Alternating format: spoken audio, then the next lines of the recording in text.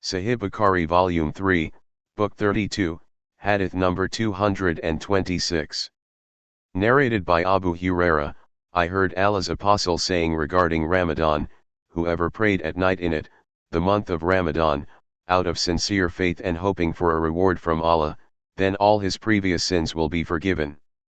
Sahih Bukhari Volume 3, Book 32, Hadith number 227. Narrated by Abu Huraira, Allah's Apostle said, whoever prayed at night the whole month of Ramadan out of sincere faith and hoping for a reward from Allah, then all his previous sins will be forgiven. Ibn Shihab, a sub-narrator, said, Allah's Apostle died and the people continued observing that, i.e. nawafil offered individually, not in congregation, and it remained as it was during the caliphate of Abu Bakr and in the early days of Umar's caliphate. Abdurrahman bin Abdul Kari said, I went out in the company of Umar bin al-Khattab one night in Ramadan to the mosque and found the people praying in different groups. A man praying alone or a man praying with a little group behind him. So, Umar said, in my opinion I would better collect these people, under the leadership of one Qari, reciter, i.e. let them pray in congregation. So, he made up his mind to congregate them behind Ubay bin Ka'b. Then on another night I went again in his company and the people were praying behind their reciter. On that, Umar remarked, what an excellent bid'ah, i.e. innovation in religion, this is, but the prayer which they do not perform, but sleep at its time is better than the one they are offering. He meant the prayer in the last part of the night. In those days, people used to pray in the early part of the night. Sahih Bukhari Volume 3, Book 32, Hadith number 228. Narrated by Aisha, the wife of the Prophet, Allah's Apostle used to pray, at night, in Ramadan. Sahih Bukhari Volume 3, Book 32, Hadith number 229. Narrated by Urwa, that he was informed by Aisha, Allah's Apostle went out in the middle of the night and prayed in the mosque and some men prayed behind him. In the morning, the people spoke about it and then a large number of them gathered and prayed behind him, on the second night. In the next morning the people again talked about it and on the third night the mosque was full with a large number of people. Allah's Apostle came out and the people prayed behind him. On the fourth night the mosque was overwhelmed with people and could not accommodate them, but the Prophet came out, only, for the morning prayer. When the morning prayer was finished he recited Tashahhud and, addressing the people, said, Amma bi'adu, your presence was not hidden from me but I was afraid lest the night prayer, Qiyam, should be enjoined on you and you might not be able to carry it on. So, Allah's Apostle died and the situation remained like that, i.e. people prayed individually. Sahih Bukhari Volume 3, Book 32, Hadith number 230. Narrated by Abu Salama bin Abdurrahman, that he asked Aisha how was the prayer of Allah's Apostle in Ramadan. She replied, he did not pray more than 11 rakat in Ramadan or in any other month. He used to pray 4 rakat, let alone their beauty and length, and then he would pray 4, let alone their beauty and length, and then he would pray 3 rakat, witr. She added, I asked, O Allah's Apostle, do you sleep before praying the witr? He replied, O Aisha, my eyes sleep but my heart does not sleep. Sahih Bukhari Volume 3, Book 32, Hadith number 231. Narrated by Abu Huraira, the Prophet said, whoever fasted the month of Ramadan out of sincere faith, i.e. belief, and hoping for a reward from Allah, then all his past sins will be forgiven, and whoever stood for the prayers in the night of Qadr out of sincere faith and hoping for a reward from Allah, then all his previous sins will be forgiven. Sahih Bukhari Volume 3, Book 32, Hadith number 232. Narrated by Ibn Umar, some men amongst the companions of the Prophet were shown in their dreams that the night of Qadr was in the last 7 nights of Ramadan. Allah's Apostle said, it seems that all your dreams agree that, the night of Qadr, is in the last 7 nights, and whoever wants to search for it, i.e. the night of Qadr, should search in the last 7 nights of Ramadan. Sahih Bukhari Volume 3, Book 32, Hadith number 233. Narrated by Abu Salama, I asked Abu Sa'id, and he was a friend of mine, about the night of Qadr, and he said, we practiced itikaf, seclusion in the mosque, in the middle third of the month of Ramadan with the Prophet. In the morning of the 20th of Ramadan, the Prophet came and addressed us and said, I was informed of the date of the night of Qadr, but I was caused to forget it, so search for it in the odd nights of the last 10 nights of the month of Ramadan. In the dream, I saw myself prostrating in mud and water, as a sign. So, whoever was in al-tikaf with me should return to it with me, for another 10 days period, and we returned. At that time there was no sign of clouds in the sky, but suddenly a cloud came and it rained till rainwater started leaking through the roof of the mosque, which was made of date palm leaf stalks. Then the prayer was established and I saw Allah's apostle prostrating in mud and water, and I saw the traces of mud on his forehead. Sahih Bukhari Volume 3, Book 32, Hadith number 234. Narrated by Aisha, Allah's apostle said, search for the night of Qadr in the odd nights of the last 10 days of Ramadan. Sahih Bukhari Volume 3, Book 32, Hadith number 235. Narrated by Abu Sa'id al-Khudri, Allah's apostle used to practice itikaf, in the mosque, in the middle third of Ramadan, and after passing the 20 nights he used to go back to his house on the 21st, and the people who were in itikaf with him also used to go back to their houses. Once in Ramadan, in which he practiced itikaf, he established the night prayers at the night in which he used to return home, and then he addressed the people and ordered them whatever Allah wished him to order, and said, I used to practice itikaf for these 10 days, i.e. the middle 113 RD, but now I intend to stay in itikaf for the last 10 days of the month, so whoever was in itikaf with me should stay at his place of seclusion. I have verily been shown the date of this night of Qadr, but I have forgotten it. So search for it in the odd nights of the last 10 days of this month. I also saw myself, in the dream, prostrating in mud and water. On the night of the 21st, the sky was covered with clouds and it rained, and the rainwater started leaking through the roof of the mosque at the praying place of the Prophet. I saw with my own eyes the Prophet at the completion of the morning prayer leaving with his face covered with mud and water.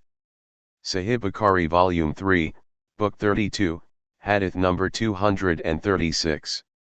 Narrated by Aisha, the Prophet said, look for the night of Qadr.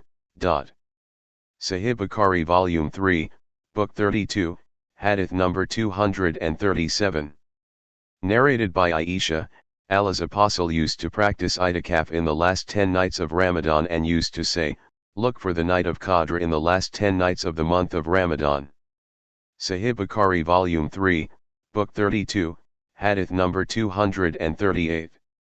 Narrated by Ibn Abbas, the Prophet said, look for the night of Qadr in the last 10 nights of Ramadan, on the night when 9 or 7 or 5 nights remain out of the last 10 nights of Ramadan, i.e. 21, 23, 25, respectively. Sahih Bukhari Volume 3, Book 32, Hadith number 239. Narrated by Ibn Abbas, Allah's apostle said, the night of Qadr is in the last 10 nights of the month, Ramadan, either on the first 9 or in the last, remaining, 7 nights, of Ramadan. Ibn Abbas added, search for it on the 24th, of Ramadan. Sahih Bukhari Volume 3, Book 32, Hadith number 240. Narrated by Ubaydah bin as-Samit, the Prophet came out to inform us about the night of Qadr, but 2 Muslims were quarreling with each other. So, the Prophet said, I came out to inform you about the night of Qadr, but such and such persons were quarreling, so the news about it had been taken away, yet that might be for your own good, so search for it on the 29th, 27th and 25th, of Ramadan.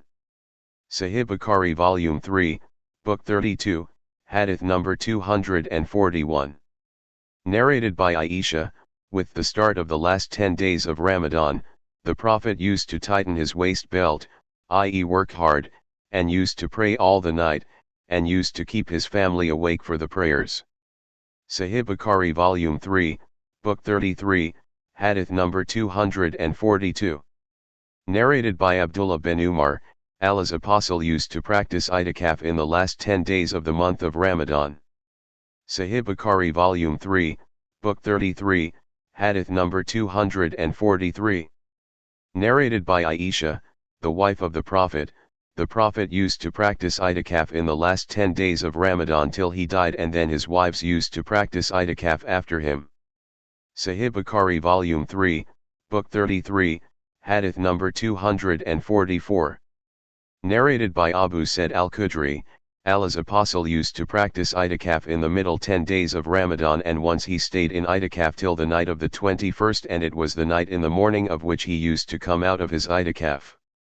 The Prophet said, "Whoever was in itikaf with me should stay in itikaf for the last 10 days, for I was informed, of the date, of the night, of Qadr, but I have been caused to forget it.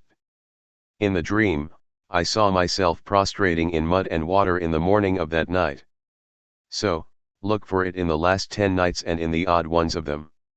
It rained that night, and the roof of the mosque dribbled as it was made of leaf stalks of date palms.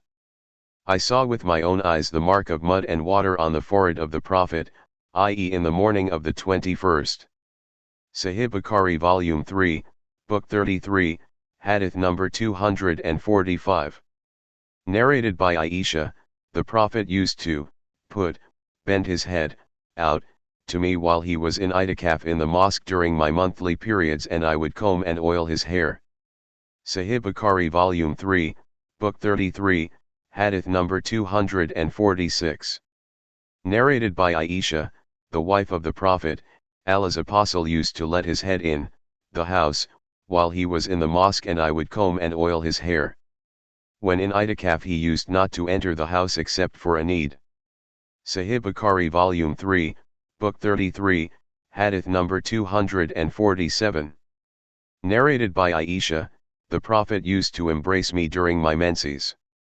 He also used to put his head out of the mosque while he was in itikaf, and I would wash it during my menses. Sahih Bukhari Volume 3, Book 33, Hadith number 248. Narrated by Ibn Umar, Umar asked the Prophet, "I vowed in the pre-Islamic period of ignorance to stay in itikaf for one night in al-Masjid al-Haram." The Prophet said to him, "Fulfill your vow." Sahih Bukhari Volume 3, Book 33, Hadith number 249. Narrated by Amra, Aisha said, "The Prophet used to practice itikaf in the last 10 days of Ramadan, and I used to pitch a tent for him, and after offering the morning prayer, he used to enter the tent." Hafsa asked the permission of Aisha to pitch a tent for her, and she allowed her, and she pitched her tent. When Zainab bint Yashir saw it, she pitched another tent. In the morning the Prophet noticed the tents. He said, "What is this?" He was told of the whole situation. Then the Prophet said, "Do you think that they intended to do righteousness by doing this?" He therefore abandoned the itikaf in that month and practiced itikaf for 10 days in the month of Shawwal. Sahih Bukhari Volume 3, Book 33, Hadith number 250. Narrated by Aisha, the Prophet intended to practice itikaf, and when he reached the place where he intended to perform itikaf, he saw some tents, the tents of Aisha, Hafsa, and Zainab. So, he said, "Do you consider that they intended to do righteousness by doing this?" And then he went away and did not perform itikaf in Ramadan, but performed it in the month of Shawwal for 10 days. Sahih Bukhari Volume 3, Book 33, Hadith number 251.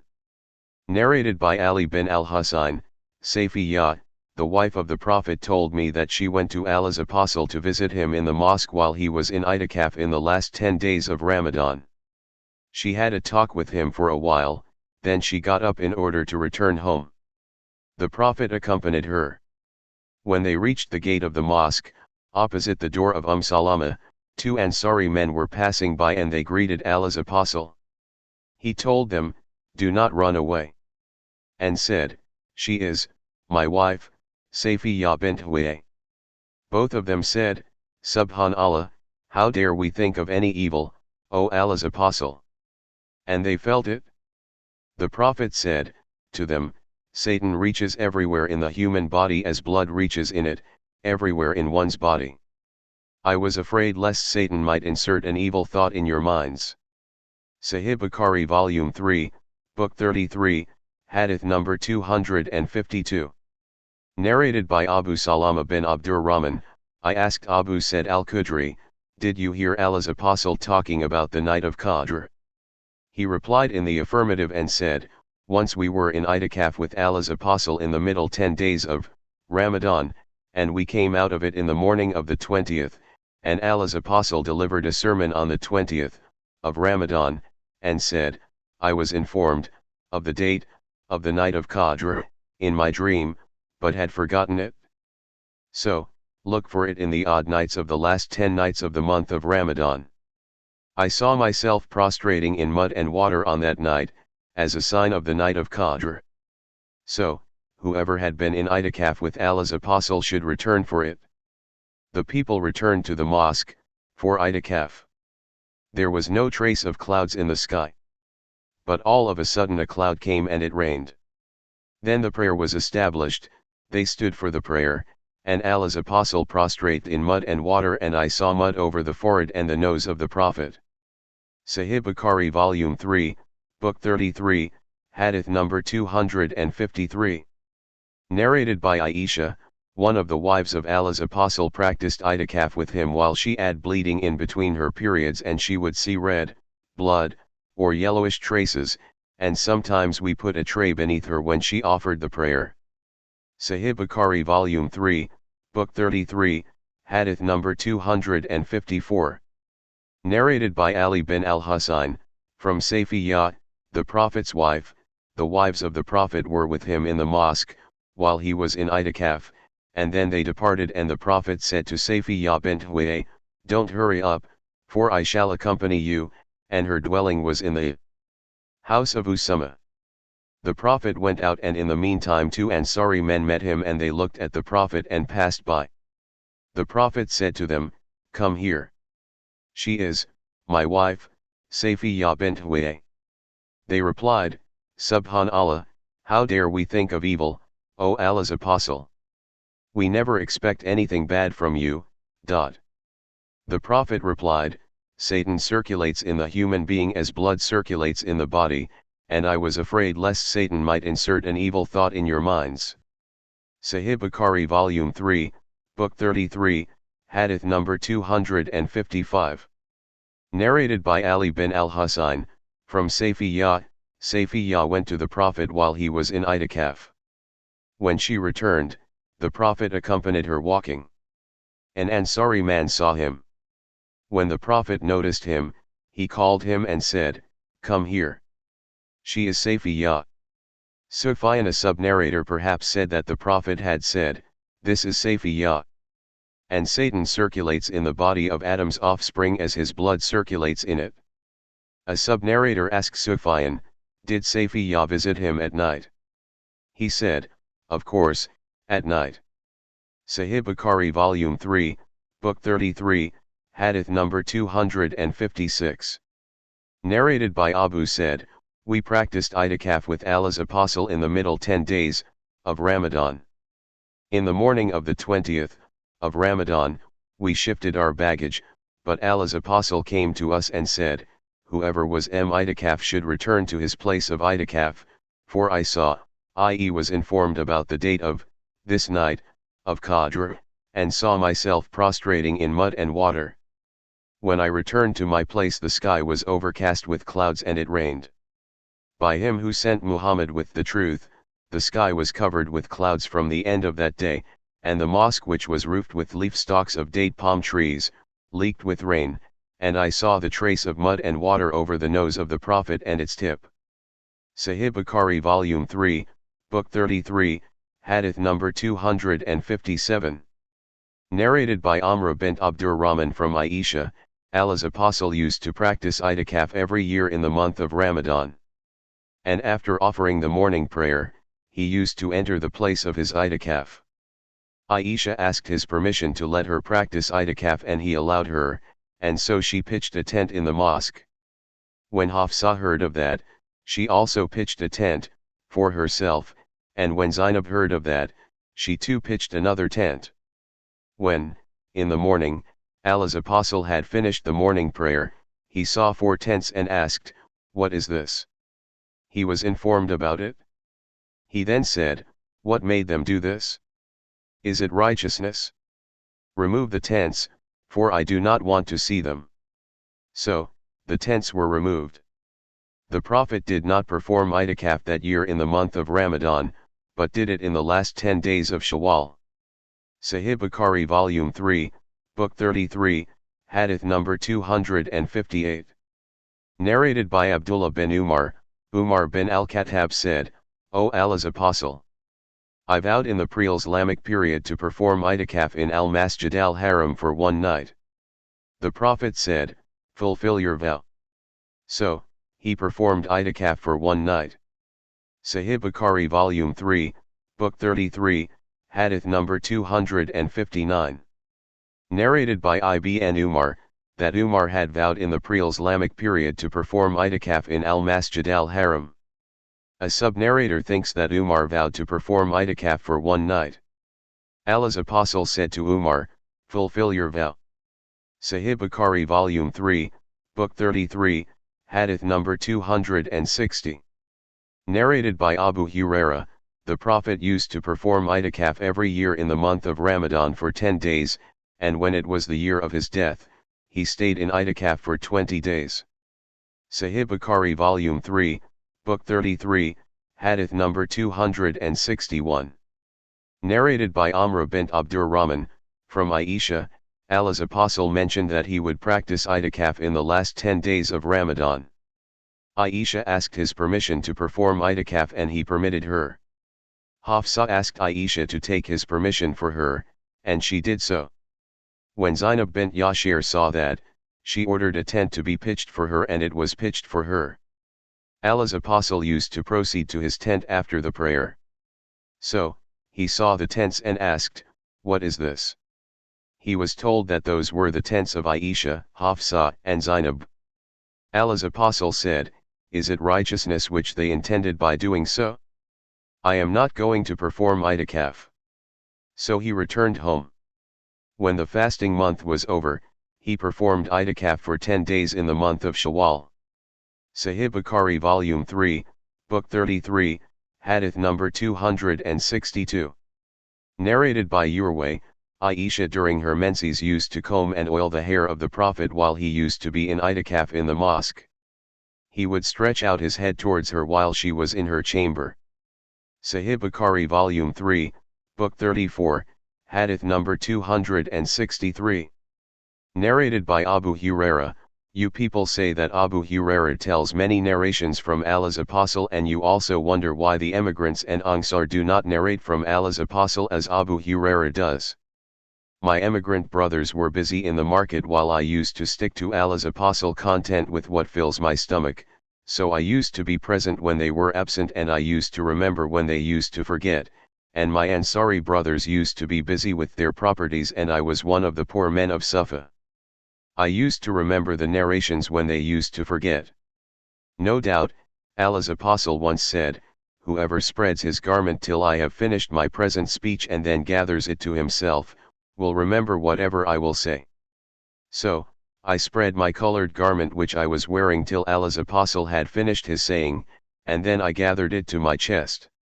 So, I did not forget any of that narrations. Sahih Bukhari Volume 3, Book 34, Hadith number 264. Narrated by Ibrahim bin Sa'd from his father from his grandfather, Abdurrahman bin Auf said, "When we came to Medina as emigrants, Allah's Apostle established a bond of brotherhood between me and Sa'd bin Ar-Rabi.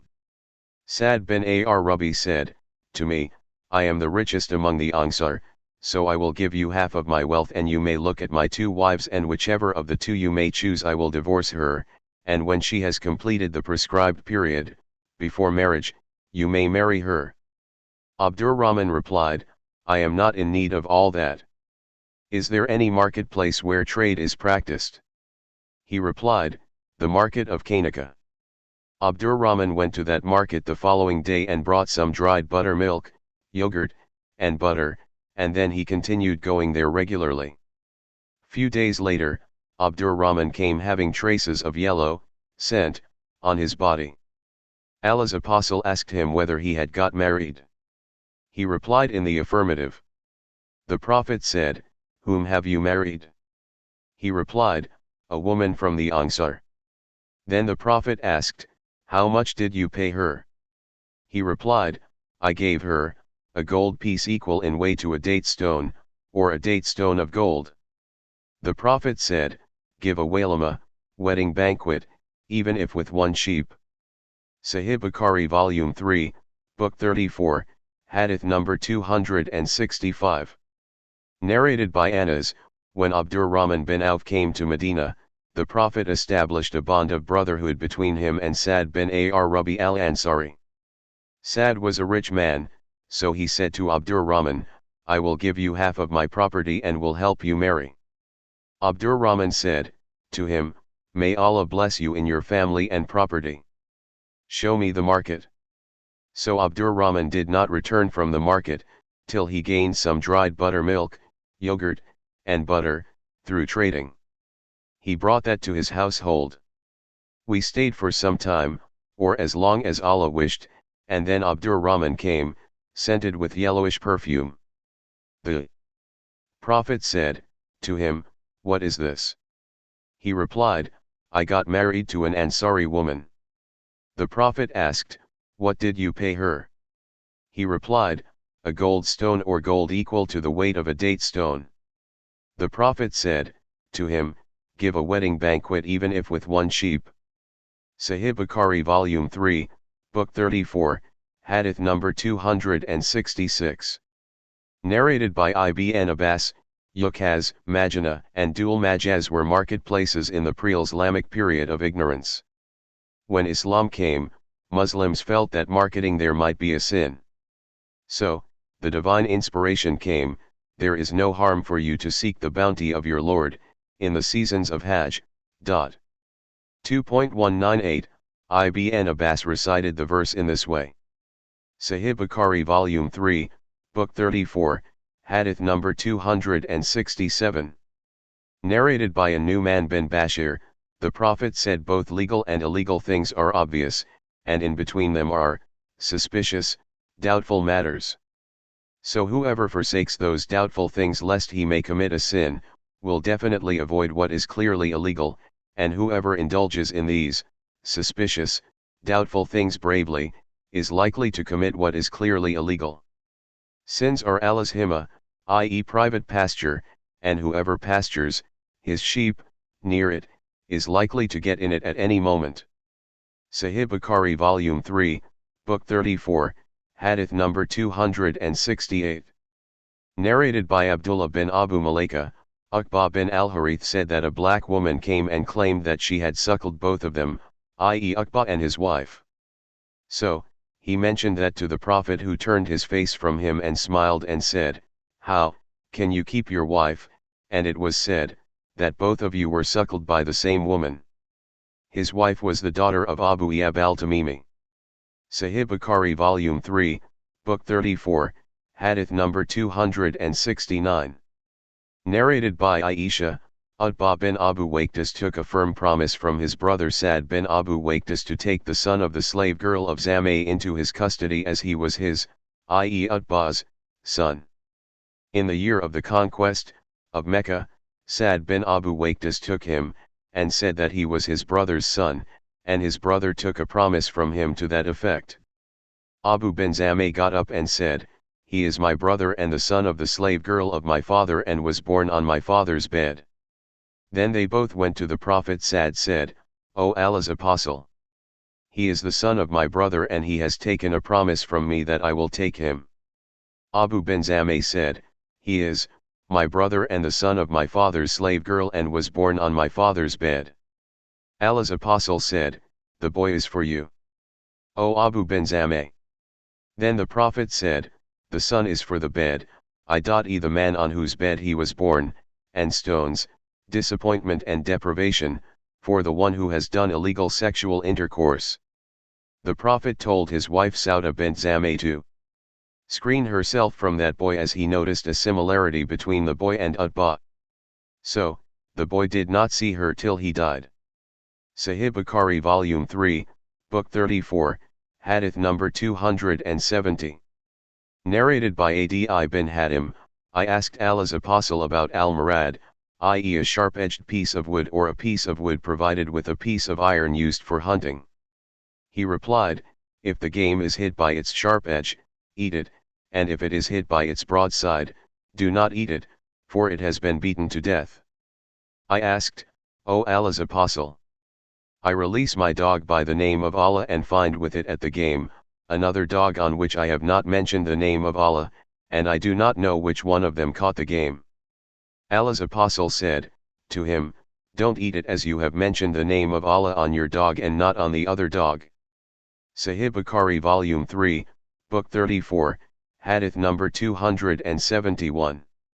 Narrated by Anas, the Prophet passed by a fallen date and said, were it not for my doubt that this might have been given in charity, I would have eaten it.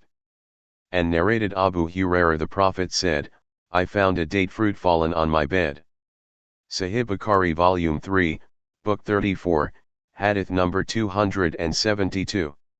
Narrated by Abbas bin Tamim, that his uncle said, the Prophet was asked, if a person feels something during his prayer, should one interrupt his prayer? The Prophet said, no.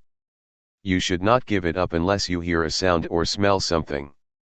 Narrated Ibn Abi Hafsa, Az Zuri said, there is no need of repeating ablution unless you detect a smell or hear a sound. Sahih Bukhari Volume 3, Book 34, Hadith number 273.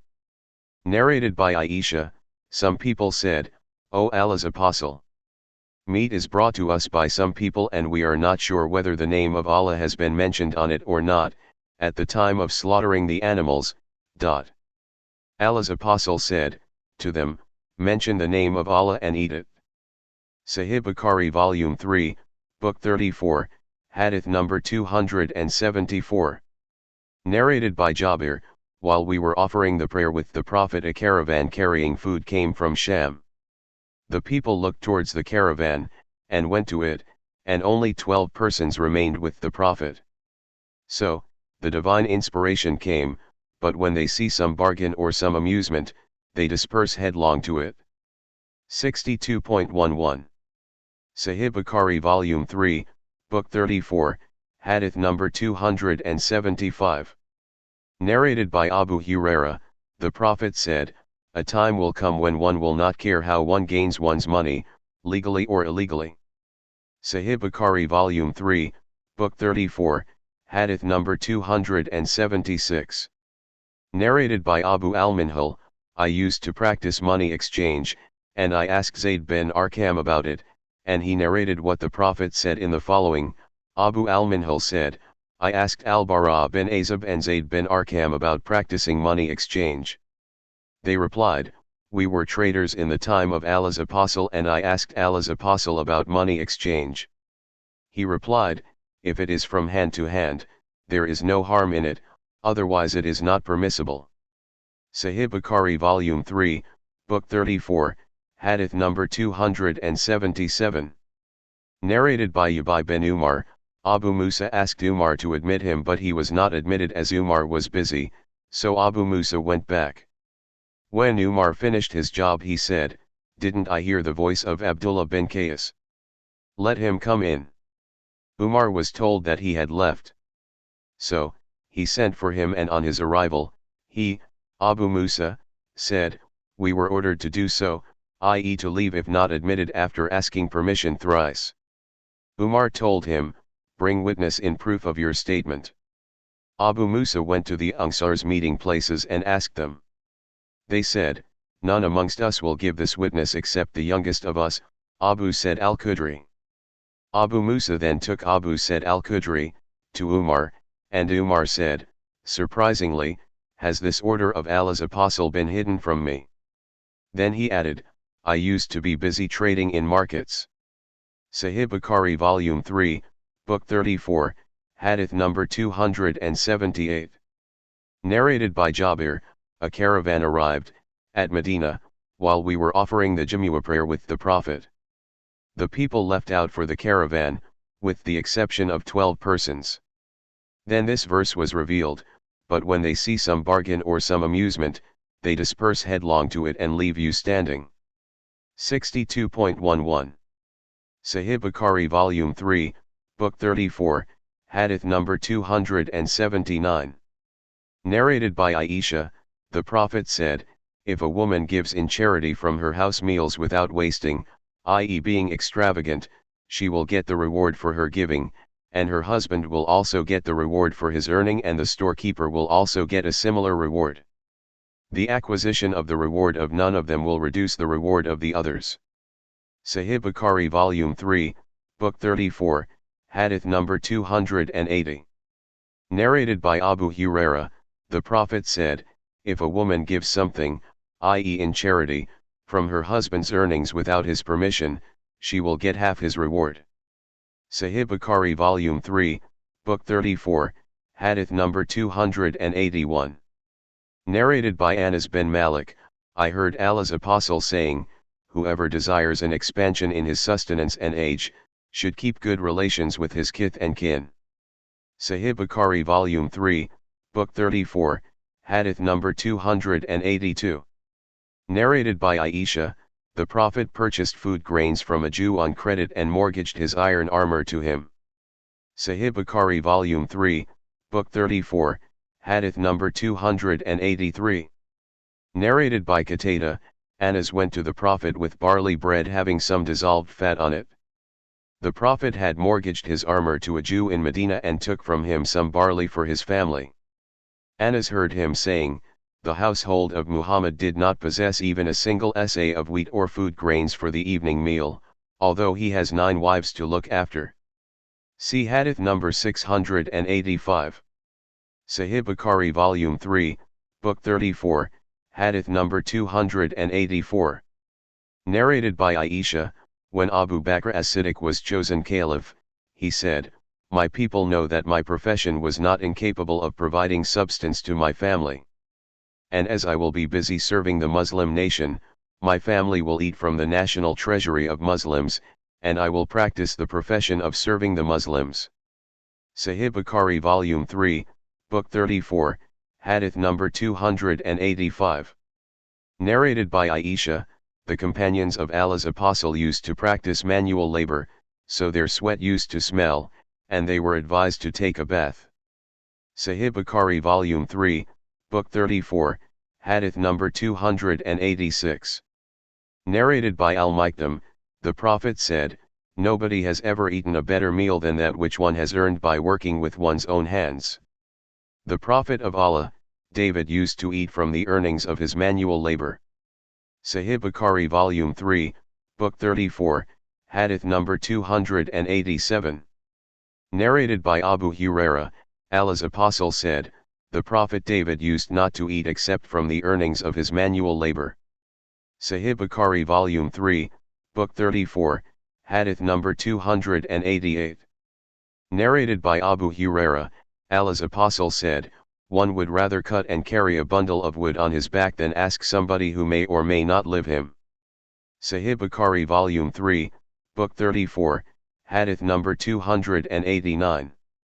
Narrated by Zubair bin Al-Awwam, the Prophet said, one would rather take a rope and cut wood and carry it than ask others. Sahih Bukhari Volume 3, Book 34, Hadith number 290. Narrated by Jabir bin Abdullah, Allah's Apostle said, may Allah's mercy be on him who is lenient in his buying, selling, and in demanding back his money. Sahih Bukhari Volume 3, Book 34, Hadith number 291. Narrated by Hudhaifa, the Prophet said, before your time the angels received the soul of a man and asked him, did you do any good deeds in your life? He replied, I used to order my employees to grant time to the rich person to pay his debts at his convenience. So Allah said to the angels, excuse him. Rabbi said that, the dead man said, I used to be easy to the rich and grant time to the poor. Or, in another narration, grant time to the well-off and forgive the needy, or, accept from the well-off and forgive the needy. Sahih Bukhari Volume 3, Book 34, Hadith number 292. Narrated by Abu Huraira, the Prophet said, there was a merchant who used to lend the people, and whenever his debtor was in straitened circumstances, he would say to his employees, forgive him so that Allah may forgive us. So, Allah forgave him. Sahih Bukhari Volume 3, Book 34, Hadith number 293. Narrated by Hakim bin Hizam, Allah's Apostle said, the seller and the buyer have the right to keep or return goods as long as they have not parted or till they part, and if both the parties spoke the truth and described the defects and qualities of the goods, then they would be blessed in their transaction, and if they told lies or hid something, then the blessings of their transaction would be lost. Sahih Bukhari Volume 3, Book 34, Hadith number 294. Narrated by Abu said, we used to be given mixed dates, from the booty, and used to sell, barter, 2 sas of those dates, for 1 sa, of good dates. The Prophet said, to us, no, bartering of 2 sas for 1 sa nor 2 dirhams for 1 dirham is permissible, as that is a kind of usury. See Hadith number 405. Sahih Bukhari Volume 3, Book 34, Hadith number 295. Narrated by Abu Mas'udi, an Ansari man, called Abu Shu'aib, came and told his butcher slave, prepare meals sufficient for 5 persons, for I want to invite the Prophet along with 4 other persons as I saw signs of hunger on his face. Abu Shu'aib invited them and another person came along with them. The Prophet said, to Abu Shu'aib, this man followed us, so if you allow him, he will join us, and if you want him to return, he will go back. Abu Shu'aib said, no, I have allowed him, i.e. he, too, is welcome to the meal. Sahih Bukhari Volume 3, Book 34, Hadith number 296. Narrated by Hakim bin Hizam, the Prophet said, the buyer and the seller have the option to cancel or to confirm the deal, as long as they have not parted or till they part, and if they spoke the truth and told each other the defects of the things, then blessings would be in their deal, and if they hid something and told lies, the blessing of the deal would be lost. Sahih Bukhari Volume 3, Book 34, Hadith number 297. Narrated by Aisha, when the last verses of Surat al-Baqarah were revealed, the Prophet recited them in the mosque and proclaimed the trade of alcohol as illegal. Sahih Bukhari Volume 3, Book 34, Hadith number 298. Narrated by Samurah bin Jundab, the Prophet said, this night I dreamt that 2 men came and took me to a holy land whence we proceeded until we reached a river of blood, where a man was standing, and on its bank was standing another man with stones in his hands. The man in the middle of the river tried to come out, but the other threw a stone in his mouth and forced him to go back to his original place. So, whenever he tried to come out, the other man would throw a stone in his mouth and force him to go back to his former place. I asked, who is this? I was told, the person in the river was a riba eater.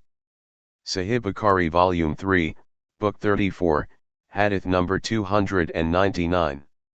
Narrated by An bin Abu Juhayfa, my father bought a slave who practiced the profession of cupping. My father broke the slave's instruments of cupping. I asked my father why he had done so. He replied, the Prophet forbade the acceptance of the price of a dog or blood, and also forbade the profession of tattooing, getting tattooed, and receiving or giving riba, usury, and cursed the picture makers. Sahih Bukhari Volume 3, Book 34, Hadith number 300. Narrated by Abu Huraira, I heard Allah's Apostle saying, the swearing, by the seller, may persuade the buyer to purchase the goods but that will be deprived of Allah's blessing. Sahih Bukhari Volume 3, Book 34, Hadith number 301. Narrated by Abdullah bin Abu Awfa, a man displayed some goods in the market and swore by Allah that he had been offered so much for that which was not offered, and he said so as to cheat a Muslim. On that occasion the following verse was revealed, Verily, those who purchase a small gain at the cost of Allah's covenant and their oaths, they shall have no portion in the hereafter, etc. 3.77 Sahih Bukhari Volume 3, Book 34, Hadith number 302.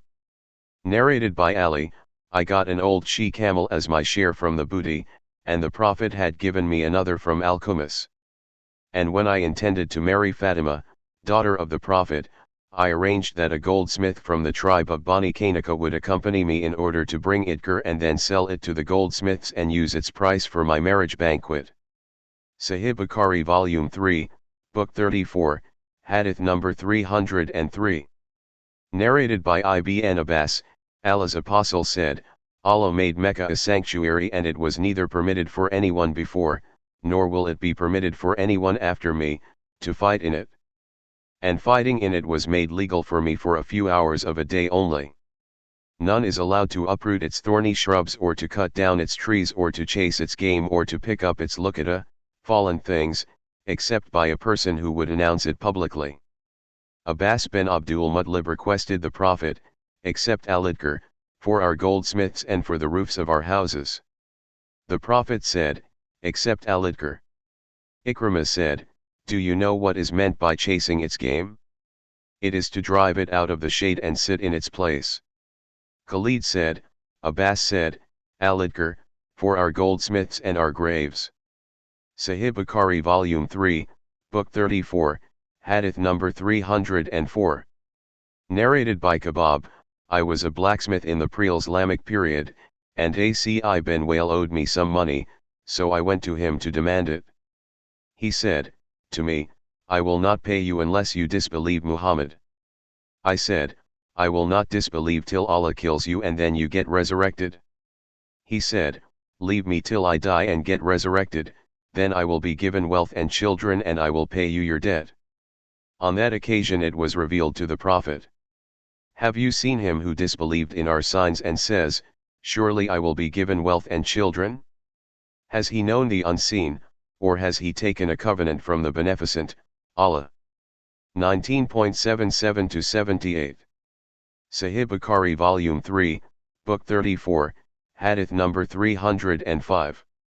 Narrated by Ishaq bin Abdullah bin Abu Talha, I heard Anas bin Malik saying, a tailor invited Allah's Apostle to a meal which he had prepared.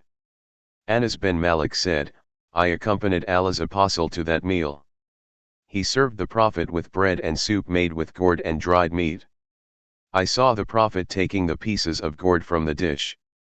Anas added, since that day I have continued to like gourd. Sahih Bukhari Volume 3, Book 34, Hadith number 306. Narrated by Abu Hazim, I heard Sal bin Sa'd saying, a woman brought a burda, i.e. a square piece of cloth having edging. I asked, do you know what a burda is? They replied in the affirmative and said, it is a cloth sheet with woven margins. Sal went on, she addressed the Prophet and said, I have woven it with my hands for you to wear. The Prophet took it as he was in need of it, and came to us wearing it as a waist sheet. One of us said, O Allah's Apostle, give it to me to wear. The Prophet agreed to give it to him. The Prophet sat with the people for a while and then returned home, wrapped that waist sheet and sent it to him. The people said to that man, you haven't done well by asking him for it when you know that he never turns down anybody's request. The man replied, by Allah, I have not asked him for it except to use it as my shroud when I die. Sal added, later it, i.e. that sheet, was his shroud. Sahih Bukhari Volume 3, Book 34, Hadith number 307. Narrated by Abu Hazim, some men came to Sal bin Sa'd to ask him about the pulpit. He replied, Allah's Apostle sent for a woman, Sal named her, this message order your slave carpenter to make pieces of wood, i.e. a pulpit, for me so that I may sit on it while addressing the people. So, she ordered him to make it from the tamarisk of the forest. He brought it to her and she sent it to Allah's apostle. Allah's apostle ordered it to be placed in the mosque, so it was put and he sat on it. Sahih Bukhari Volume 3, Book 34, Hadith number 308. Narrated by Jabir bin Abdullah, an Ansari woman said to Allah's apostle, "O Allah's apostle, shall I make something for you to sit on, as I have a slave who is a carpenter?" He replied, "If you wish." So, she got a pulpit made for him. When it was Friday, the Prophet sat on that pulpit. The date palm stem near which the Prophet used to deliver his sermons cried so much so that it was about to burst. The Prophet came down from the pulpit to the stem and embraced it, and it started groaning like a child being persuaded to stop crying, and then it stopped crying. The Prophet said, "It has cried because of missing what it used to hear of the religious knowledge." Sahih Bukhari Volume 3, Book 34, Hadith number 309. Narrated by Aisha, Allah's apostle bought food grains from a Jew on credit and mortgaged his armor to him. Sahih Bukhari Volume 3, Book 34, Hadith number 310. Narrated by Jabir bin Abdullah, I was with the Prophet in a ghazwa, military expedition, and my camel was slow and exhausted. The Prophet came up to me and said, "O Jabir." I replied, "Yes." He said, "What is the matter with you?" I replied, "My camel is slow and tired, so I am left behind." So, he got down and poked the camel with his stick and then ordered me to ride. I rode the camel and it became so fast that I had to hold it from going ahead of Allah's apostle. He then asked me, "Have you got married?" I replied in the affirmative. He asked, "A virgin or a matron?" I replied, "I married a matron." The Prophet said, "Why have you not married a virgin, so that you may play with her and she may play with you?" Jabir replied, "I have sisters, young in age, so I like to marry a matron who could collect them all and comb their hair and look after them." The Prophet said, "You will reach, so when you have arrived at home, I advise you to associate with your wife, that you may have an intelligent son." Then he asked me, "Would you like to sell your camel?" I replied in the affirmative, and the Prophet purchased it for 1 uqiyah of gold. Allah's apostle reached before me and I reached in the morning, and when I went to the mosque, I found him at the door of the mosque. He asked me, "Have you arrived just now?" I replied in the affirmative. He said, "Leave your camel and come into the mosque, and pray 2 rakat." I entered and offered the prayer. He told Bilal to weigh and give me 1 uqiyah of gold. So Bilal weighed for me fairly and I went away. The Prophet sent for me and I thought that he would return to me my camel, which I hated more than anything else. But the Prophet said to me, "Take your camel as well as its price." Sahih Bukhari Volume 3, Book 34, Hadith number 311. Narrated by Ibn Abbas, Yukaz, Majana, and Dul Majaz were markets in the pre-Islamic period. When the people embraced Islam, they considered it a sin to trade there.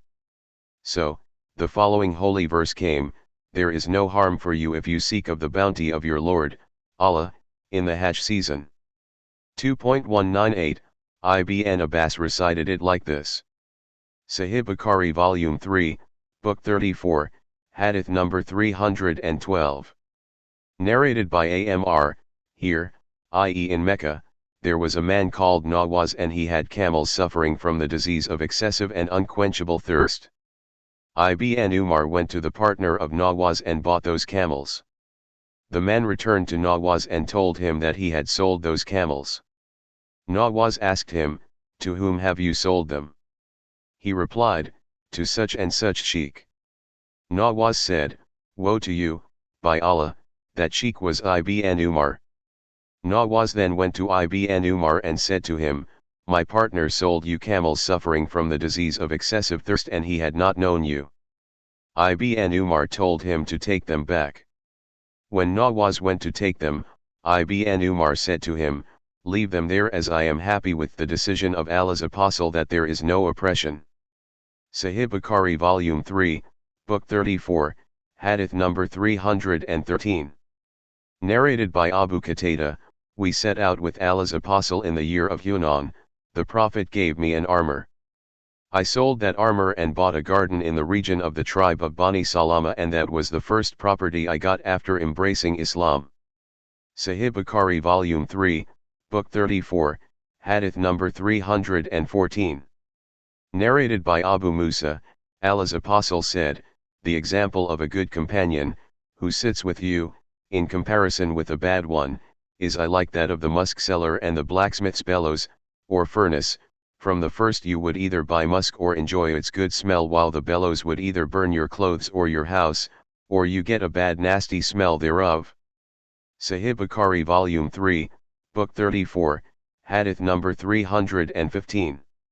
Narrated by Anas bin Malik, Abu Tayba cupped Allah's apostle, so he ordered that he be paid 1 sa of dates and ordered his masters to reduce his tax, as he was a slave and had to pay a tax to them.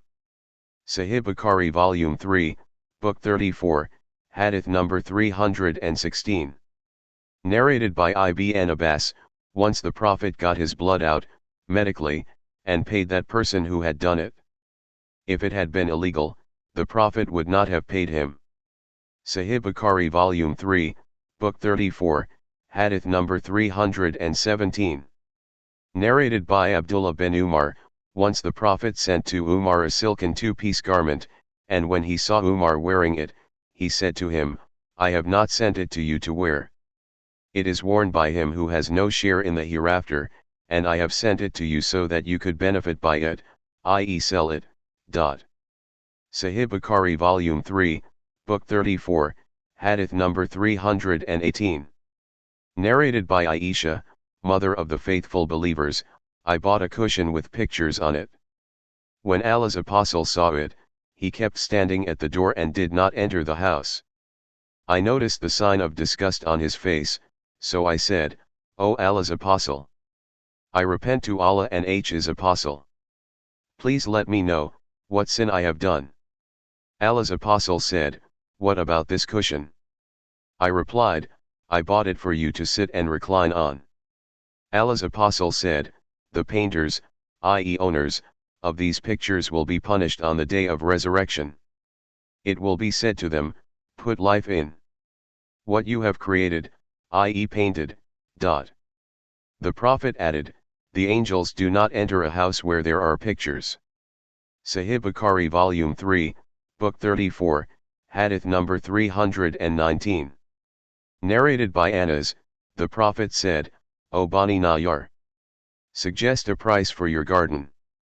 Part of it was a ruin and it contained some date palms. Sahih Bukhari Volume 3, Book 34, Hadith number 320.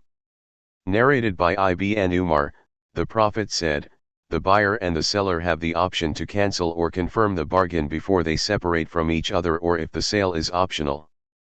Nafi said, Ibn Umar used to separate quickly from the seller if he had bought a thing which he liked.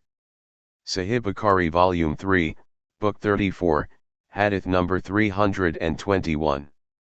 Narrated by Hakim bin Hizam, the Prophet said, the buyer and the seller have the option of cancelling or confirming the deal unless they separate. Sahih Bukhari Volume 3, Book 34, Hadith number 322. Narrated by Ibn Umar, Allah's apostle said, the seller and the buyer have the option of cancelling or confirming the deal unless they separate, or one of them says to the other, choose, i.e. decide to cancel or confirm the bargain now. Perhaps he said, or if it is an optional sale. Ibn Umar, Shurey, Ash-Shabai, Taus, Atta, and Ibn Abu Malaika agree upon this judgment. Sahih Bukhari Volume 3, Book 34, Hadith number 323. Narrated by Hakim bin Hizam, the Prophet said, the buyer and the seller have the option of cancelling or confirming the bargain unless they separate, and if they spoke the truth and made clear the defects of the goods, then they would be blessed in their bargain, and if they told lies and hid some facts, their bargain would be deprived of Allah's blessings.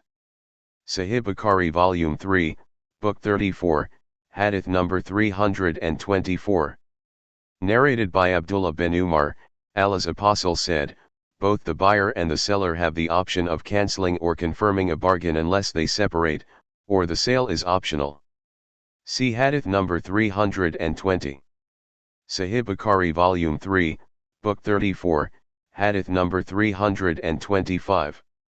Narrated by Ibn Umar, Allah's apostle said, both the buyer and the seller have the option of cancelling or confirming the bargain, as long as they are still together, and unless they separate or one of them gives the other the option of keeping or Sahih Bukhari Volume 3, Book 34, Hadith number 326.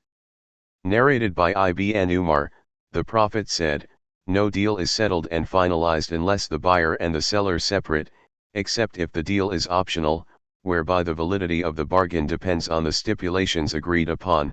Sahih Bukhari Volume 3, Book 34, Hadith number 327.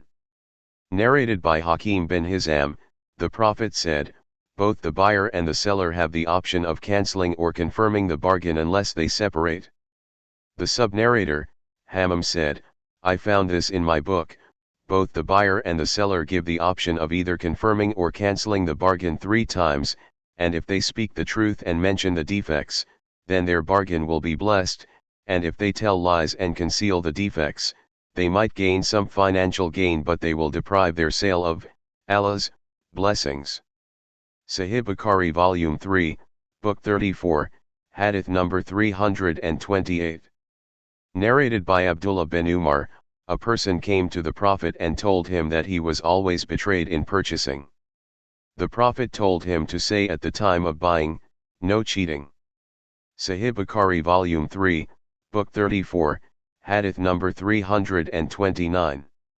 Narrated by Aisha, Allah's apostle said, an army will invade the Kaaba and when the invaders reach Al-Baida, all the ground will sink and swallow the whole army. I said, O Allah's apostle, how will they sink into the ground while amongst them will be their markets, the people who worked in business and not invaders, and the people not belonging to them? The Prophet replied, all of those people will sink but they will be resurrected and judged according to their intentions. Sahih Bukhari Volume 3, Book 34, Hadith number 329. Narrated by Aisha, Allah's apostle said, an army will invade the Kaaba and when the invaders reach Al-Baida, all the ground will sink and swallow the whole army. I said, O Allah's apostle, how will they sink into the ground while amongst them will be their markets, the people who worked in business and not invaders, and the people not belonging to them? The Prophet replied, all of those people will sink but they will be resurrected and judged according to their intentions. Sahih Bukhari Volume 3, Book 34, Hadith number 330. Narrated by Abu Huraira, Allah's apostle said, the congregational prayer of anyone amongst you is more than 25 or 27 times in reward than his prayer in the market or in his house, for if he performs ablution completely and then goes to the mosque with the sole intention of performing the prayer, and nothing urges him to proceed to the mosque except the prayer, then, on every step which he takes towards the mosque, he will be raised 1 degree or one of his sins will be forgiven. The angels will keep on asking Allah's forgiveness and blessings for every one of you so long as he keeps sitting at his praying place. The angels will say, O Allah, bless him. O Allah, be merciful to him, as long as he does not do hateth or a thing which gives trouble to the other. The Prophet further said, one is regarded in prayer so long as one is waiting for the prayer. Sahih Bukhari Volume 3, Book 34, Hadith number 331. Narrated by Anas bin Malik, while the Prophet was in the market, somebody called, O Abu al-Qasim. The Prophet turned to him. The man said, I have called to this, i.e. another man. The Prophet said, name yourselves by my name but not by my kunyah, name. In Arabic world it is the custom to call the man as the father of his eldest son, e.g. Abu al-Qasim. See Hadith number 737, Volume 4. Sahih Bukhari Volume 3, Book 34, Hadith number 332. Narrated by Anas, a man at al-Baqi called, O Abu al-Qasim. The Prophet turned to him and the man said, to the Prophet, I did not intend to call you. The Prophet said, name yourselves by my name but not by my kunya, name. Sahih Bukhari Volume 3, Book 34, Hadith number 333. Narrated by Abu Hurairah ad-Dawsi, once the Prophet went out during the day. Neither did he talk to me nor I to him till he reached the market of Bani Qaynuqa, and then he sat in the compound of Fatima's house and asked about the small boy, his grandson al-Hassan, but Fatima kept the boy in for a while.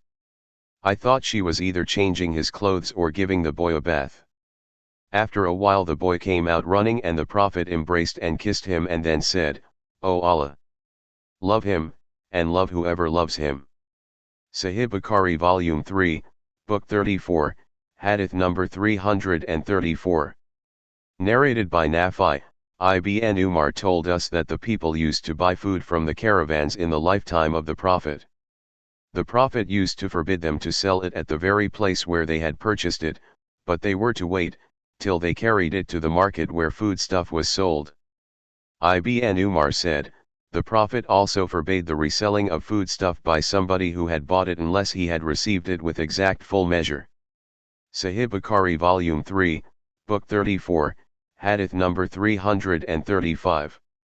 Narrated by Atta bin Yasar, I met Abdullah bin Amr bin Alays and asked him, tell me about the description of Allah's apostle which is mentioned in Torah, i.e. Old Testament.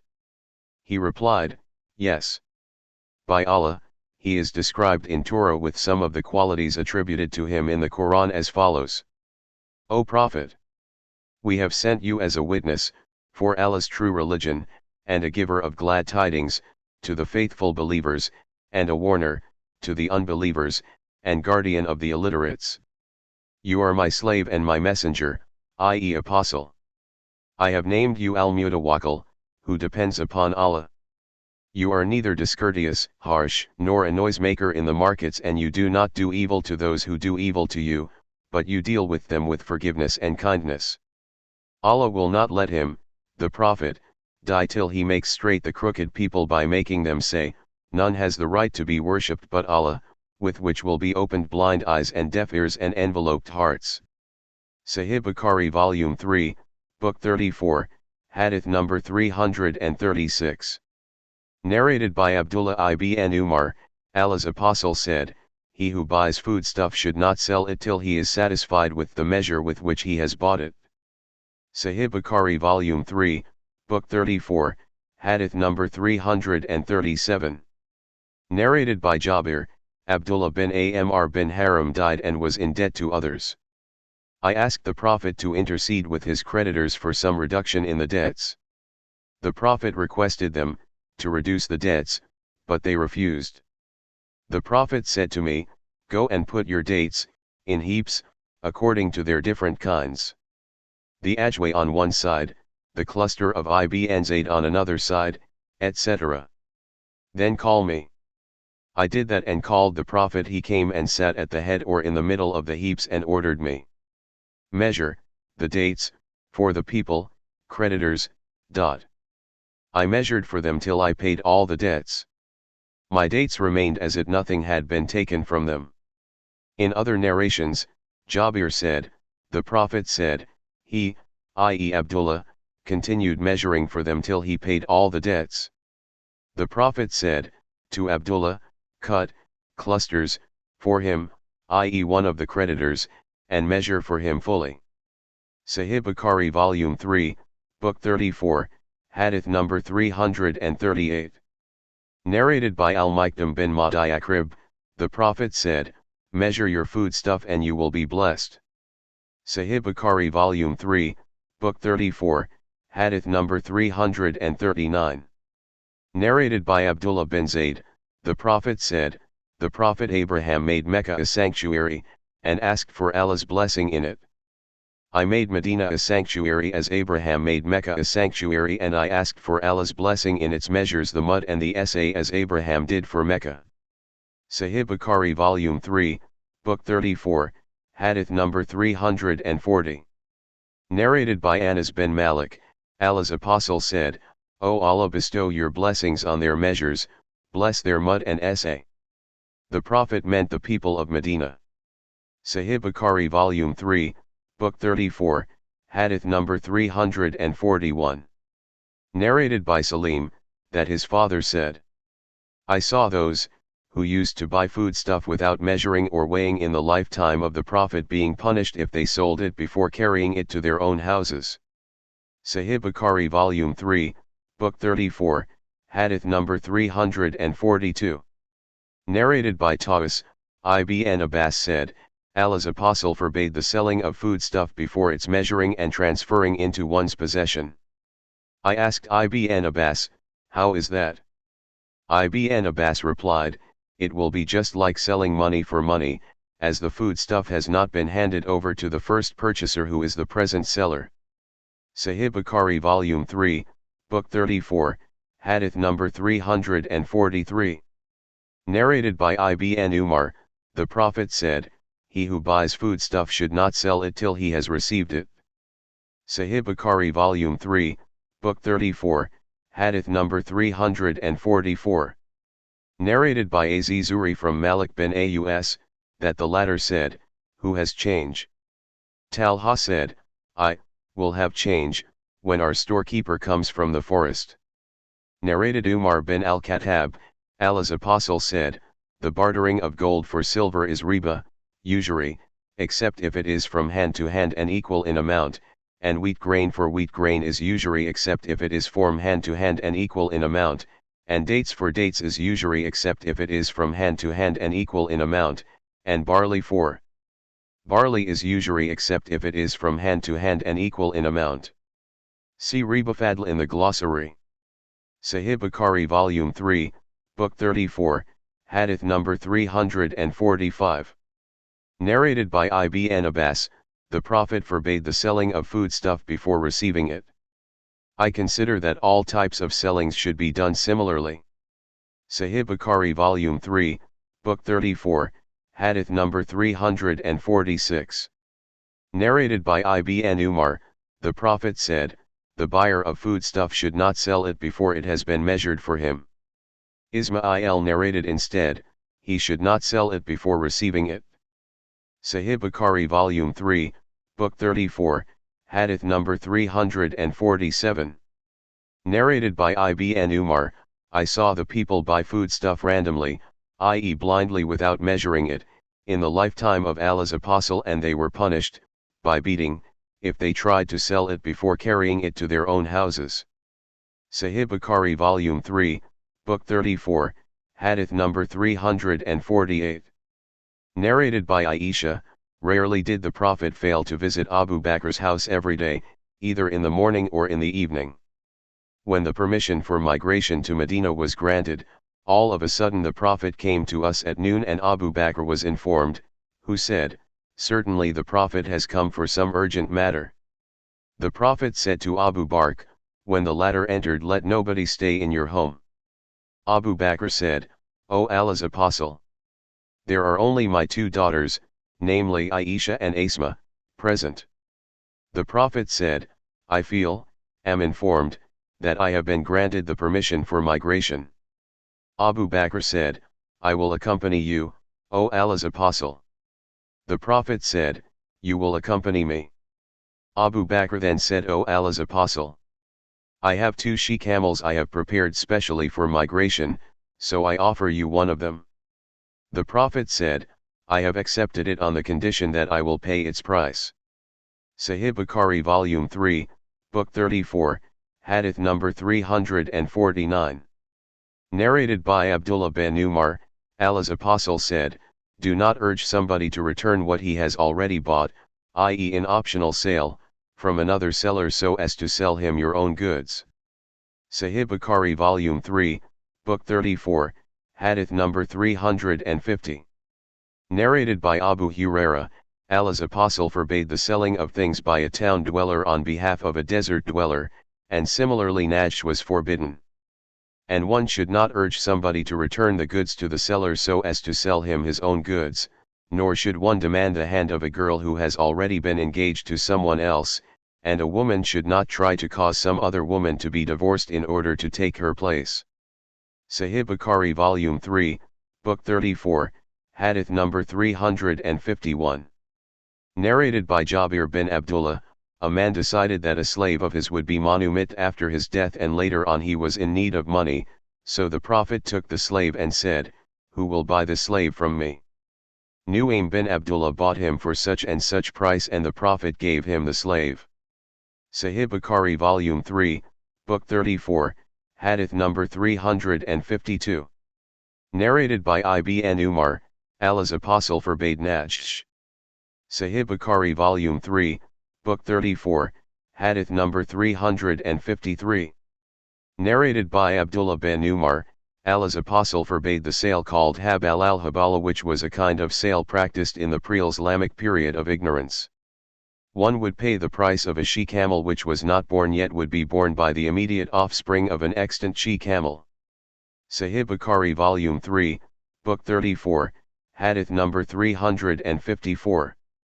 Narrated by Abu said, Allah's Apostle forbade the selling by munabadha, i.e. to sell one's garment by casting it to the buyer, not allowing him to examine or see it. Similarly, he forbade the selling by mulamasa.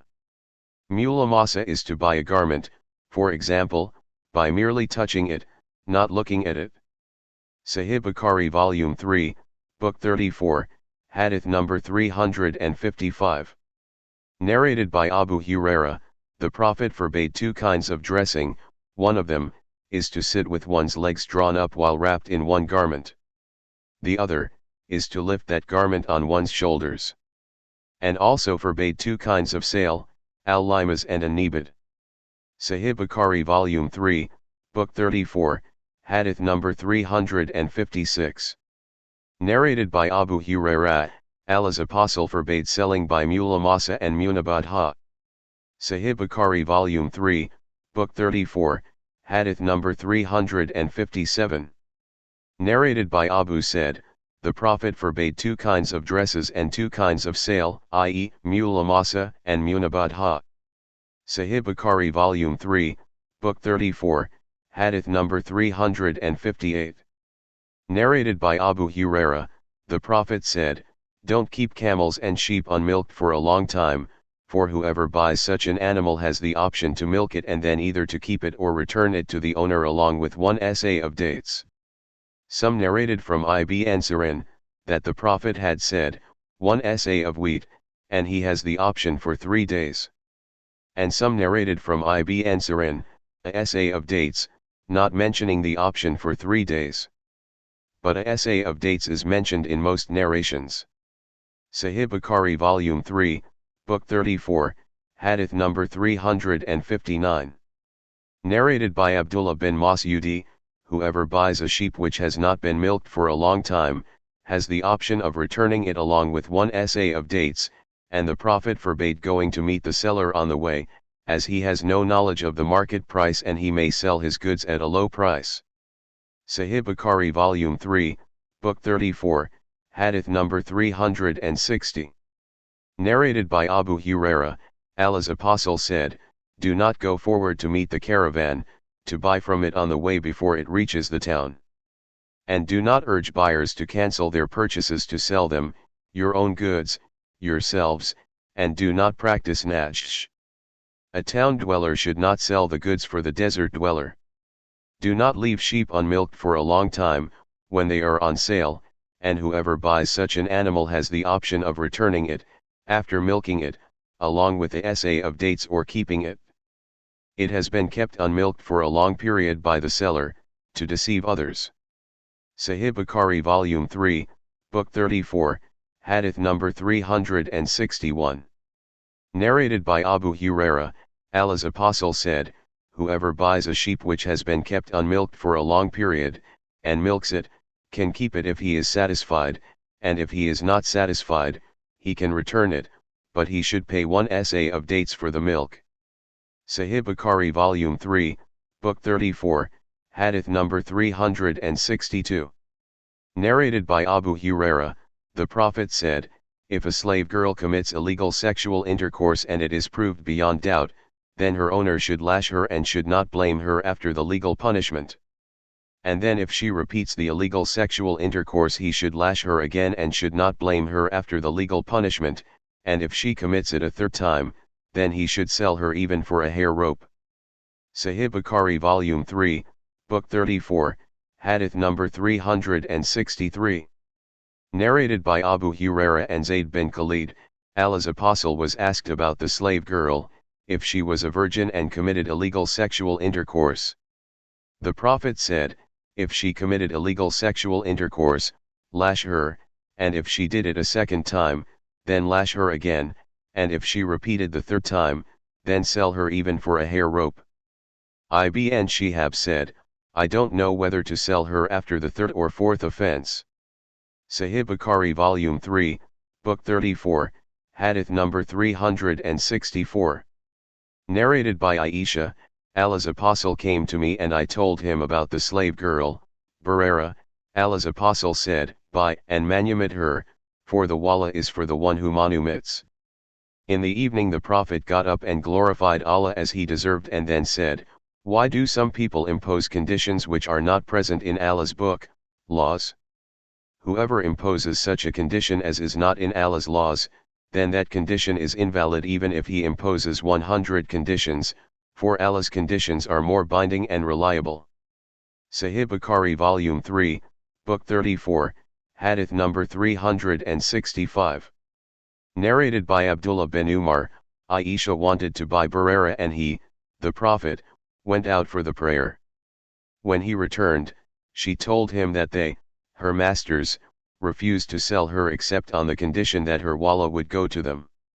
The Prophet replied, the wallah would go to him who manumits. Hammam asked Nafi whether her, Barera's, husband was a free man or a slave. He replied that he did not know. Sahih Bukhari Volume 3, Book 34, Hadith number 366. Narrated by Jarir, I have given a pledge of allegiance to Allah's apostle for to testify that none has the right to be worshipped but Allah, and Muhammad is his apostle, to offer prayers perfectly, to pay zakat, to listen to and obey Allah's and his Prophet's orders, and to give good advice to every Muslim. Sahih Bukhari Volume 3, Book 34, Hadith number 367. Narrated by Taus, Ibn Abbas said, Allah's apostle said, do not go to meet the caravans on the way, for buying their goods without letting them know the market price. A town dweller should not sell the goods of a desert dweller on behalf of the latter. I asked Ibn Abbas, what does he mean by not selling the goods of a desert dweller by a town dweller? He said, he should not become his broker. Sahih Bukhari Volume 3, Book 34, Hadith number 368.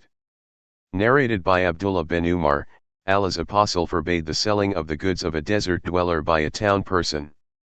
Sahih Bukhari Volume 3, Book 34, Hadith number 369.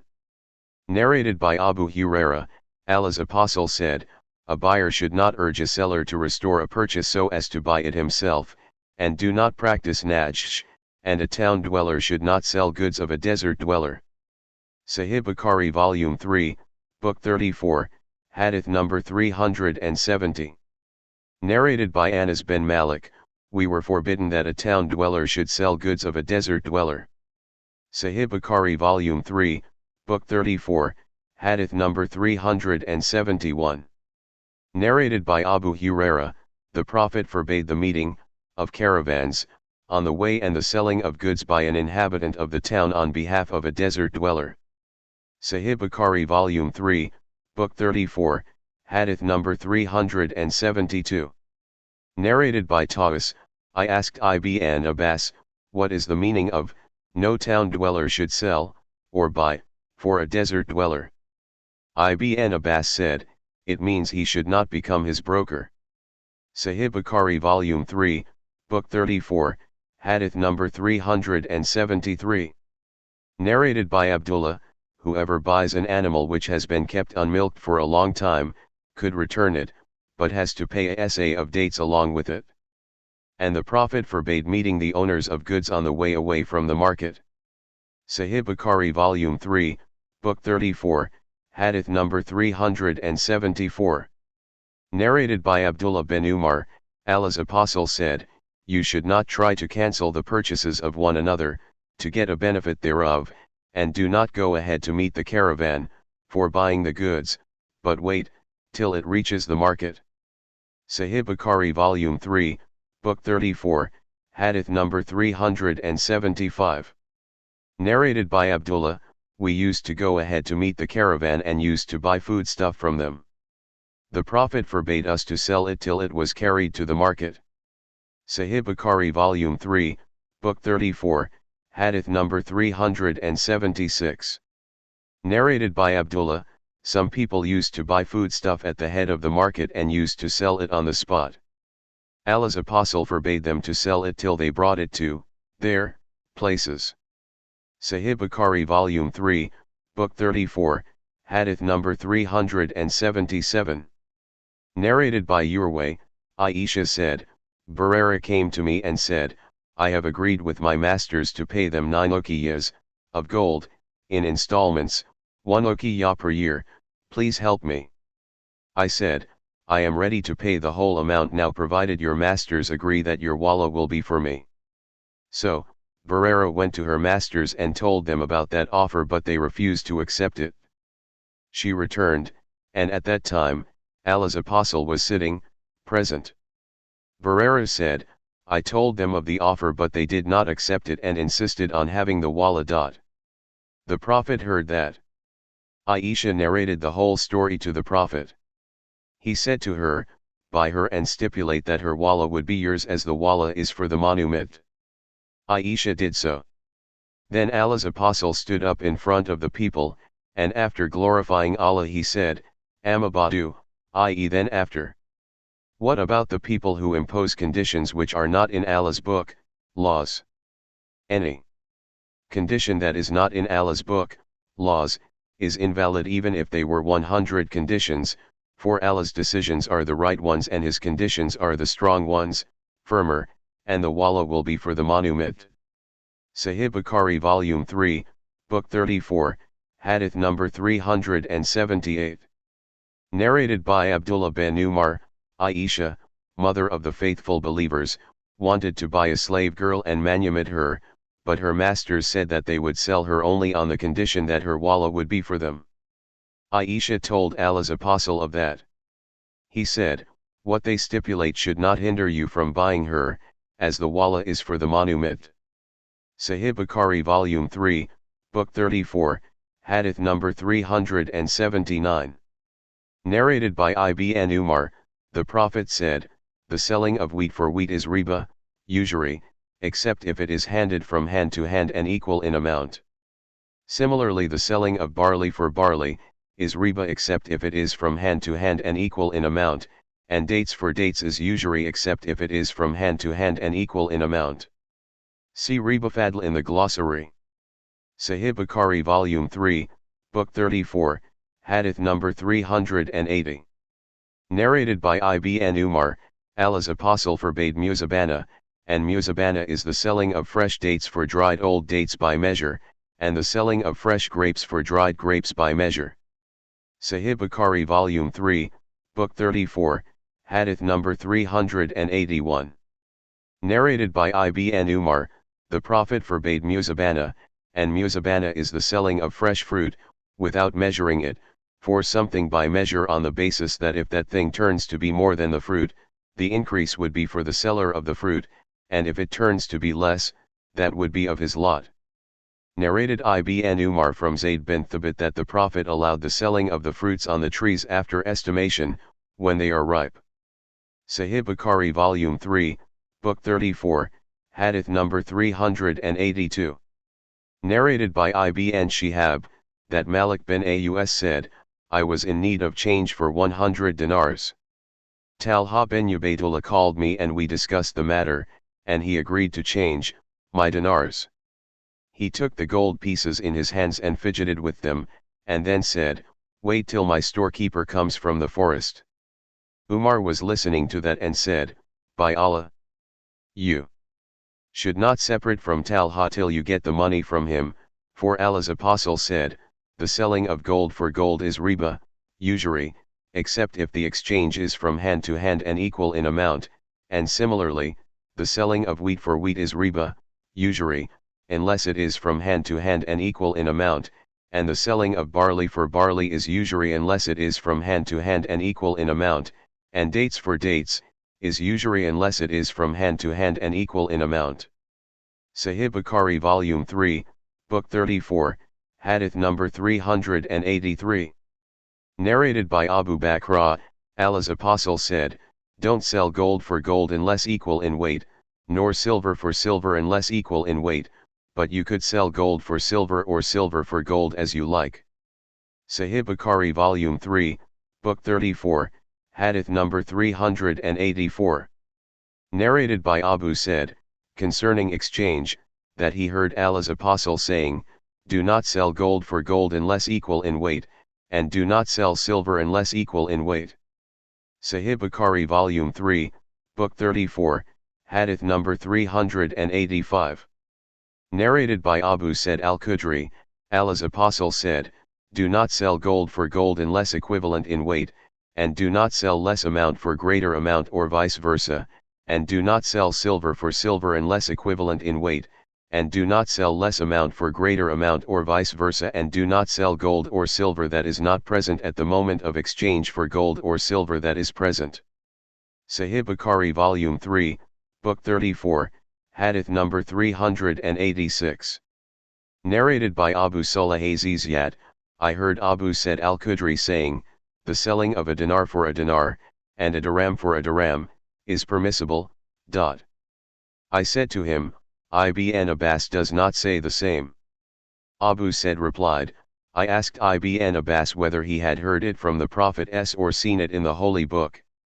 Ibn Abbas replied, I do not claim that, and you know Allah's Apostle better than I, but Usama informed me that the Prophet had said, "There is no riba in money exchange, except when it is not done from hand to hand, i.e. when there is delay in payment." Sahih Bukhari Volume 3, Book 34, Hadith number 387. Narrated by Abu al-Minhal, I asked al-Bara bin Azib and Zayd bin Arqam about money exchanges. Each of them said, "This is better than I," and both of them said, Allah's Apostle forbade the selling of silver for gold on credit. Sahih Bukhari Volume 3, Book 34, Hadith number 388. Narrated by Abdurrahman bin Abu Bakr, that his father said, "The Prophet forbade the selling of gold for gold and silver for silver except if they are equivalent in weight, and allowed us to sell gold for silver and vice versa as we wished." Sahih Bukhari Volume 3, Book 34, Hadith number 389. Narrated by Abdullah bin Umar, Allah's Apostle said, "Do not sell fruits of dates until they become free from all the dangers of being spoiled or blighted, and do not sell fresh dates for dry dates." Narrated Salim and Abdullah from Zayd bin Habit. Later on, Allah's Apostle permitted the selling of ripe fruits on trees for fresh dates or dried dates in Bai el-Araya, and did not allow it for any other kind of sale. Sahih Bukhari Volume 3, Book 34, Hadith number 390. Narrated by Abdullah bin Umar, Allah's Apostle forbade muzabana, and muzabana means the selling of fresh dates, on the trees, for dried dates by measure, and also the selling of fresh grapes for dried grapes by measure. Sahih Bukhari Volume 3, Book 34, Hadith number 391. Narrated by Abu Sa'id al-Khudri, Allah's Apostle forbade muzabana and muhakala, and muzabana means the selling of ripe dates for dates still on the trees. Sahih Bukhari Volume 3, Book 34, Hadith number 392. Narrated by Ibn Abbas, the Prophet forbade muzabana and muhakala. Sahih Bukhari Volume 3, Book 34, Hadith number 393. Narrated by Zayd bin Thabit, Allah's Apostle allowed the owner of Araya to sell the fruits on the trees by means of estimation. Sahih Bukhari Volume 3, Book 34, Hadith number 394. Narrated by Jabir, the Prophet forbade the selling of fruits unless they get ripe, and none of them should be sold except for dinar or dirham, i.e. money, except the araya trees, the dates of which could be sold for dates. Sahih Bukhari Volume 3, Book 34, Hadith number 395. Narrated by Abu Huraira, the Prophet allowed the sale of the dates of araya provided they were about 5 asaq, singular, wazak, which means 60 essays, or less, in amount. Sahih Bukhari Volume 3, Book 34, Hadith number 396. Narrated by Sal bin Abu Hathma, Allah's apostle forbade the selling of fruits, fresh dates, for dried dates, but allowed the sale of fruits on the araya by estimation, and their new owners might eat their dates fresh. Sufyan, in another narration, said, I told Yahya, a sub-narrator, when I was a mere boy, Meccans say that the Prophet allowed them the sale of the fruits on araya by estimation.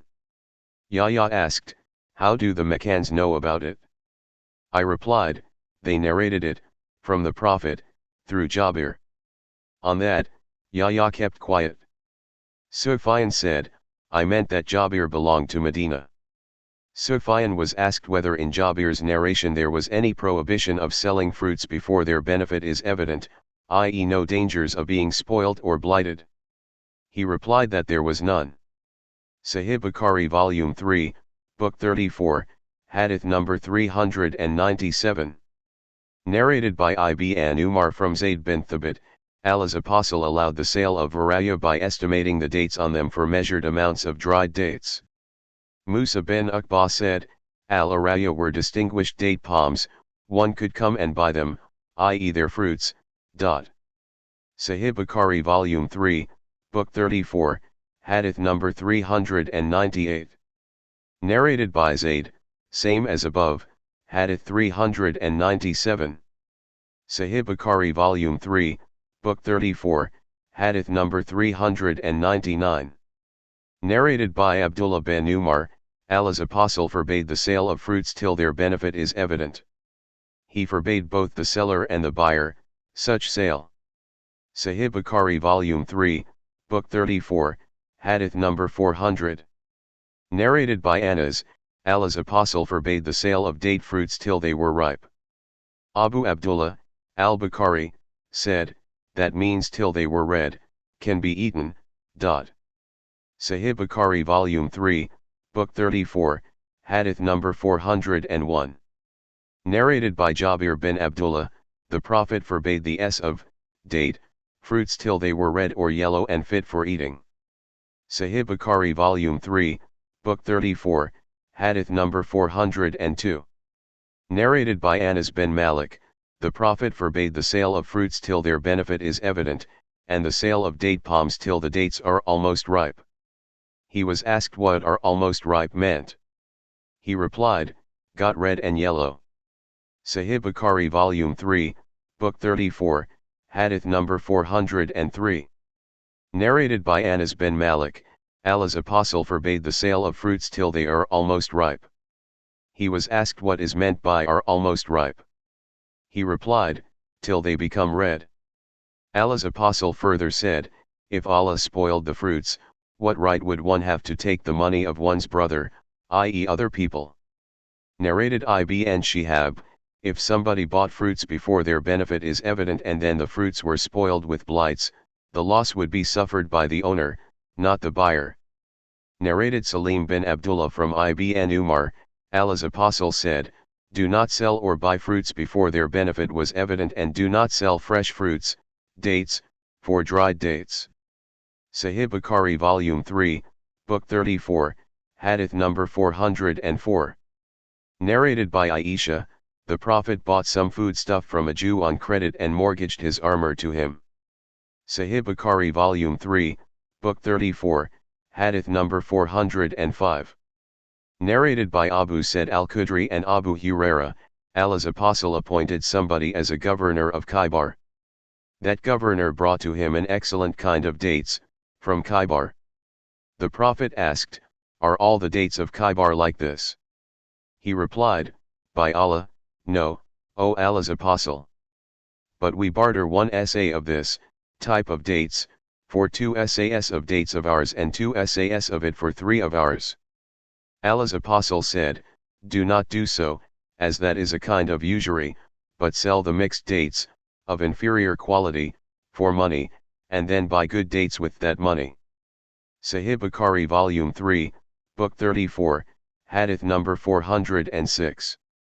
Narrated by Abdullah bin Umar, Allah's Apostle said, if somebody sells pollinated date palms, the fruits will be for the seller unless the buyer stipulates that they will be for himself, and the seller agrees. Sahih Bukhari Volume 3, Book 34, Hadith number 407.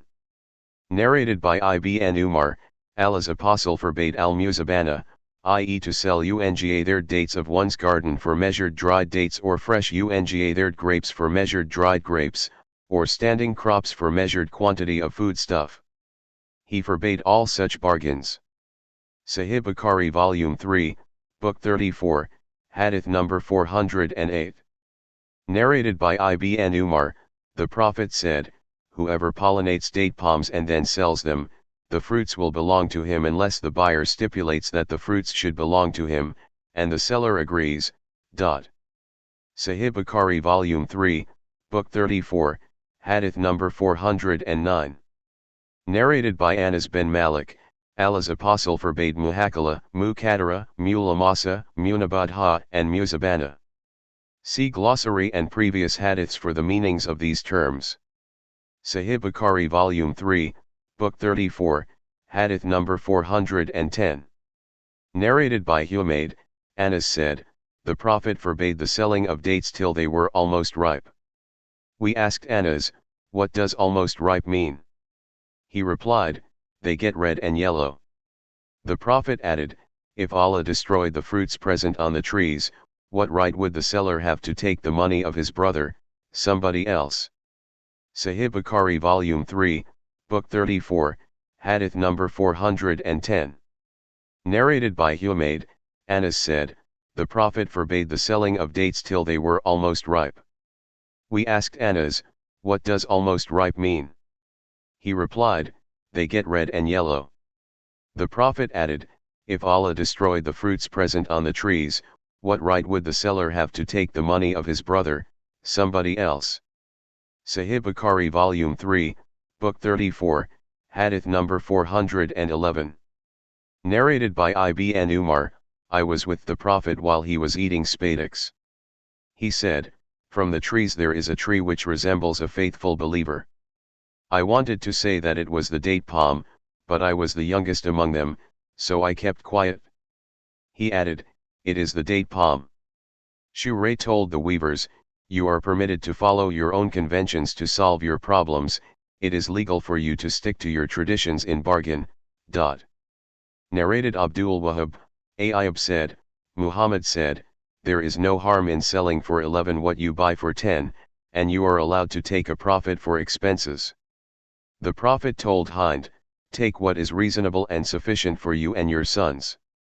Allah says, whoever is poor, can eat, from the orphan's property, reasonably, according to his labors. Al-Hasan hired a donkey from Abdullah bin Murdash and asked him about the hire. The latter replied that it was for 2 daniks, a danik equals 116th dirham. So Al-Hasan rode away. Another time, Al-Hasan came to Abdullah bin Murdash and asked him to hire the donkey to him and rode away without asking him about the hire, but he sent him half a dirham. Sahih Bukhari Volume 3, Book 34, Hadith number 412. Narrated by Anas bin Malik, Abu Tayba cupped Allah's Apostle, and so Allah's Apostle ordered that a sa of dates be paid to him and ordered his masters, for he was a slave, to reduce his tax. Sahih Bukhari Volume 3, Book 34, Hadith number 413. Narrated by Aisha, Hind, the mother of Muawiyah, said to Allah's Apostle, Abu Sufyan, her husband, is a miser. Am I allowed to take from his money secretly? The Prophet said to her, you and your sons may take what is sufficient reasonably and fairly. Sahih Bukhari Volume 3, Book 34, Hadith number 414. Narrated by Hisham bin Urway, from his father who heard Aisha saying, the holy verse, whoever amongst the guardians is rich, he should take no wages, from the property of the orphans, but if he is poor, let him have for himself what is just and reasonable, according to his labors. 4.6 was revealed concerning the guardian of the orphans who looks after them and manages favorably their financial affairs. If the guardian is poor, he could have from it what is just and reasonable, according to his labors. Sahih Bukhari Volume 3, Book 34, Hadith number 415. Narrated by Jabir, Allah's Apostle gave preemption to the partner in every joint property, but if the boundaries of the property were demarcated or the ways and streets were fixed, then there was no preemption. Sahih Bukhari Volume 3, Book 34, Hadith number 416. Narrated by Jabir bin Abdullah, Allah's Apostle decided the validity of preemption in every joint undivided property, but if the boundaries were well marked or the ways and streets were fixed, then there was no preemption. Sahih Bukhari Volume 3, Book 34, Hadith number 417. Narrated by Musaddad from Abdul Wahid, the same as above but said, in every joint undivided thing. Narrated Hisham from Ma'mar, the same as above but said, in every property. Sahih Bukhari Volume 3, Book 34, Hadith number 418. Narrated by Ibn Umar, the Prophet said, while three persons were walking, rain began to fall and they had to enter a cave in a mountain. A big rock rolled over and blocked the mouth of the cave. They said to each other, invoke Allah with the best deed you have performed, so Allah might remove the rock. One of them said, O Allah! My parents were old and I used to go out for grazing, my animals. On my return I would milk the animals, and take the milk in a vessel to my parents to drink. After they had drunk from it, I would give it to my children, family, and wife. One day I was delayed and on my return I found my parents sleeping, and I disliked to wake them up. The children were crying at my feet, because of hunger. That state of affairs continued till it was dawn. O Allah! If you regard that I did it for your sake, then please remove this rock so that we may see the sky. So, the rock was moved a bit. The second said, O Allah! You know that I was in love with a cousin of mine, like the deepest love a man may have for a woman, and she told me that I would not get my desire fulfilled unless I paid her 100 dinars, gold pieces. So, I struggled for it till I gathered the desired amount, and when I sat in between her legs, she told me to be afraid of Allah, and asked me not to deflower her except rightfully, by marriage. So, I got up and left her. O Allah! If you regard that I did it for your sake, kindly remove this rock. So, 2/3 of the rock was removed. Then the third man said, O Allah! No doubt you know that once I employed a worker for 1 farak, 3 essays, of millet, and when I wanted to pay him, he refused to take it, so I sowed it and from its yield I bought cows and a shepherd. After a time that man came and demanded his money. I said to him, Go to those cows and the shepherd and take them for they are for you. He asked me whether I was joking with him. I told him that I was not joking with him, and all that belonged to him. O Allah! If you regard that I did it sincerely for your sake, then please remove the rock. So, the rock was removed completely from the mouth of the cave. Sahih Bukhari Volume 3, Book 34, Hadith number 419. Narrated by Abdur Rahman bin Abu Bakr, we were with the Prophet when a tall pagan with long matted unkempt hair came driving his sheep. The Prophet asked him, Are those sheep for sale or for gifts? The pagan replied, They are for sale. The Prophet bought 1 sheep from him. Sahih Bukhari Volume 3, Book 34, Hadith number 420. Narrated by Abu Huraira, the Prophet said, the Prophet Abraham emigrated with Sarah and entered a village where there was a king or a tyrant. The king was told that Abraham had entered the village, accompanied by a woman who was one of the most charming women. So, the king sent for Abraham and asked, O Abraham! Who is this lady accompanying you? Abraham replied, She is my sister, i.e. in religion, Then Abraham returned to her and said, "Do not contradict my statement, for I have informed them that you are my sister. By Allah, there are no true believers on this land except you and one." Then Abraham sent her to the king.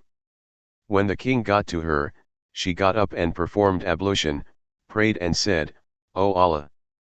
If I have believed in you and your apostle, and have saved my private parts from everybody except my husband, then please do not let this pagan overpower me." On that the king fell in a mood of agitation and started moving his legs. Seeing the condition of the king, Sarah said, "O Allah! If he should die, the people will say that I have killed him." The king regained his power, and proceeded towards her, but she got up again and performed ablution, prayed and said, "O Allah! If I have believed in you and your apostle and have kept my private parts safe from all except my husband, then please do not let this pagan overpower me." The king again fell in a mood of agitation and started moving his legs. On seeing that state of the king, Sarah said, "O Allah! If he should die, the people will say that I have killed him." The king got either 2 or 3 attacks, and after recovering from the last attack he said, "By Allah! You have sent a Satan to me. Take her to Abraham and give her a jar." So she came back to Abraham and said, "Allah humiliated the pagan and gave us a slave girl for service." Sahih Bukhari Volume 3, Book 34, Hadith number 421. Narrated by Aisha, Sa'd bin Abi Waqtas and Abu bin Zameh quarreled over a boy. Sa'd said, "O Allah's apostle! This boy is the son of my brother, Utbah bin Abi Waqtas, who took a promise from me that I would take him as he was his, illegal, son. Look at him and see whom he resembles." Abu bin Zameh said, "O Allah's apostle! This is my brother and was born on my father's bed from his slave girl." Allah's apostle cast a look at the boy and found definite resemblance to Utbah and then said, "The boy is for you, O Abu bin Zameh. The child goes to the owner of the bed and the adulterer gets nothing but the stones, despair, i.e. to be stoned to death." Then the Prophet said, "O Sauda bint Zama! Screen yourself from this boy." So, Saudan never saw him again. Sahih Bukhari Volume 3, Book 34, Hadith number 422. Narrated by Sa'd, that his father said, Abdurrahman bin Auf said to Suhaib, "Fear Allah and do not ascribe yourself to somebody other than your father." Suhaib replied, "I would not like to say it even if I were given large amounts of money, but I say I was kidnapped in my childhood." Sahih Bukhari Volume 3, Book 34, Hadith number 423. Narrated by Urwa bin Zubair, Hakim bin Hizam said, "O Allah's apostle! I used to do good deeds in the pre-Islamic period of ignorance, example keeping good relations with my kith and kin, manumitting slaves and giving alms. Shall I receive a reward for all that?" Allah's apostle replied, "You embraced Islam with all the good deeds which you did in the past." Sahih Bukhari Volume 3, Book 34, Hadith number 424. Narrated by Abdullah bin Abbas, once Allah's apostle passed by a dead sheep and said to the people, "Wouldn't you benefit by its skin?" The people replied that it was dead. The Prophet said, "But its eating only is illegal." Sahih Bukhari Volume 3, Book 34, Hadith number 425.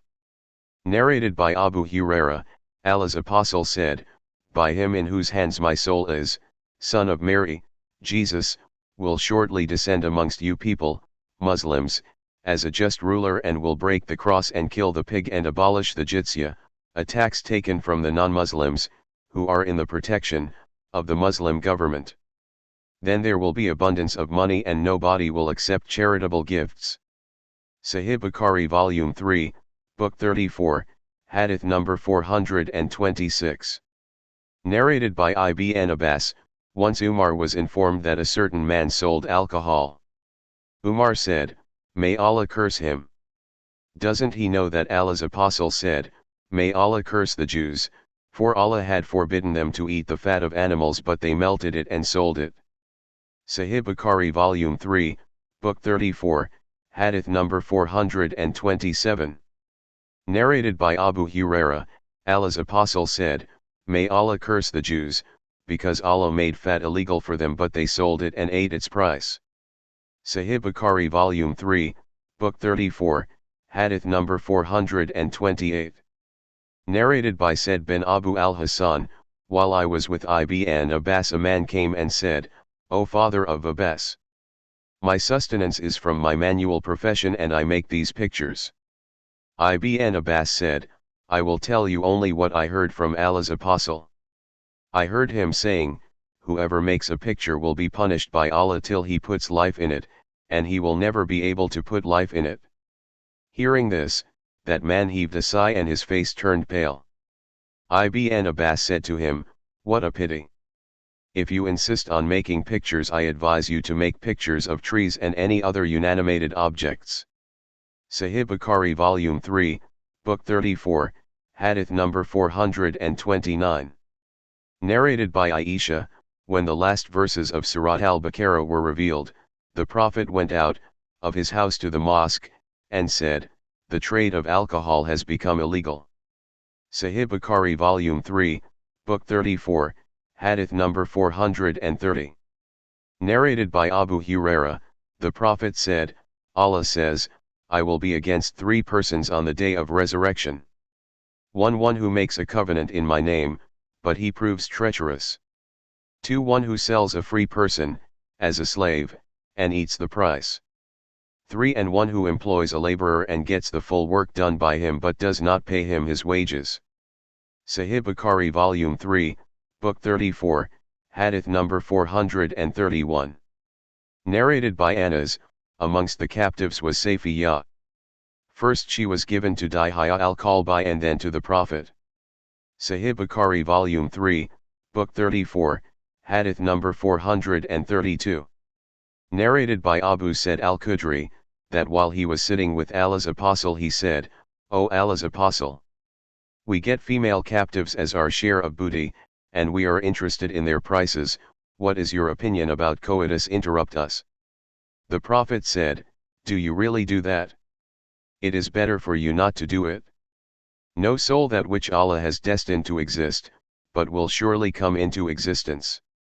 Sahih Bukhari Volume 3, Book 34, Hadith number 433. Narrated by Jabir, the Prophet sold a mudabbir, on behalf of his master who was still living and in need of money.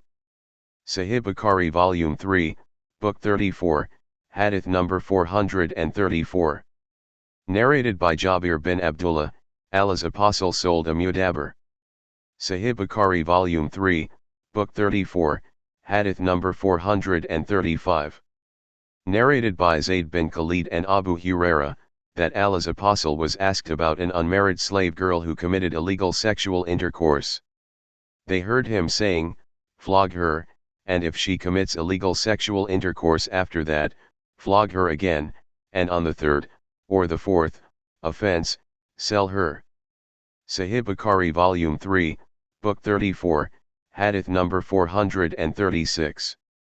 Narrated by Abu Huraira, I heard the Prophet saying, "If a slave girl of yours commits illegal sexual intercourse and her illegal sexual intercourse is proved, she should be lashed, and after that nobody should blame her, and if she commits illegal sexual intercourse the 2nd time, she should be lashed and nobody should blame her after that, and if she does the offense for the 3rd time and her illegal sexual intercourse is proved, she should be sold even for a hair rope." Sahih Bukhari Volume 3, Book 34, Hadith number 437. Narrated by Anas bin Malik, the Prophet came to Khaybar and when Allah made him victorious and he conquered the town by breaking the enemy's defense, the beauty of Safiya bint Huyay bin Akhtab was mentioned to him and her husband had been killed while she was a bride. Allah's Apostle selected her for himself and he set out in her company till he reached Satayar Hadith Collection www.hadithcollection.com. Roha where her menses were over and he married her. Then hais, a kind of meal, was prepared and served on a small leather sheet, used for serving meals. Allah's Apostle then said to me, inform those who are around you, about the wedding banquet. So that was the marriage banquet given by Allah's apostle for his marriage with Safiyyah. After that we proceeded to Medina, and I saw that Allah's apostle was covering her with a cloak while she was behind him. Then he would sit beside his camel and let Safiyyah put her feet on his knees to ride the camel. Sahih Bukhari Volume 3, Book 34, Hadith number 438. Narrated by Jabir bin Abdullah, I heard Allah's apostle, in the year of the conquest of Mecca, saying, Allah and his apostle made illegal the trade of alcohol, dead animals, pigs, and idols. The people asked, O Allah's apostle, what about the fat of dead animals, for it was used for greasing the boats and the hides, and people use it for lights? He said, no, it is illegal. Allah's apostle further said, may Allah curse the Jews, for Allah made the fat of animals illegal for them, yet they melted the fat and sold it and ate its price. Sahih Bukhari Volume 3, Book 34, Hadith number 439.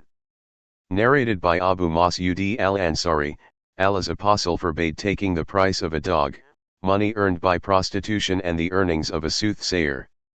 Sahih Bukhari Volume 3, Book 34, Hadith number 440. Narrated by An bin Abu Juhayfa, I saw my father buying a slave whose profession was cupping, and ordered that his instruments of cupping be broken. I asked him the reason for doing so. He replied, Allah's apostle prohibited taking money for blood, the price of a dog, and the earnings of a slave girl by prostitution. He cursed her who tattoos and her who gets tattooed, the eater of riba, usury, and the maker of pictures.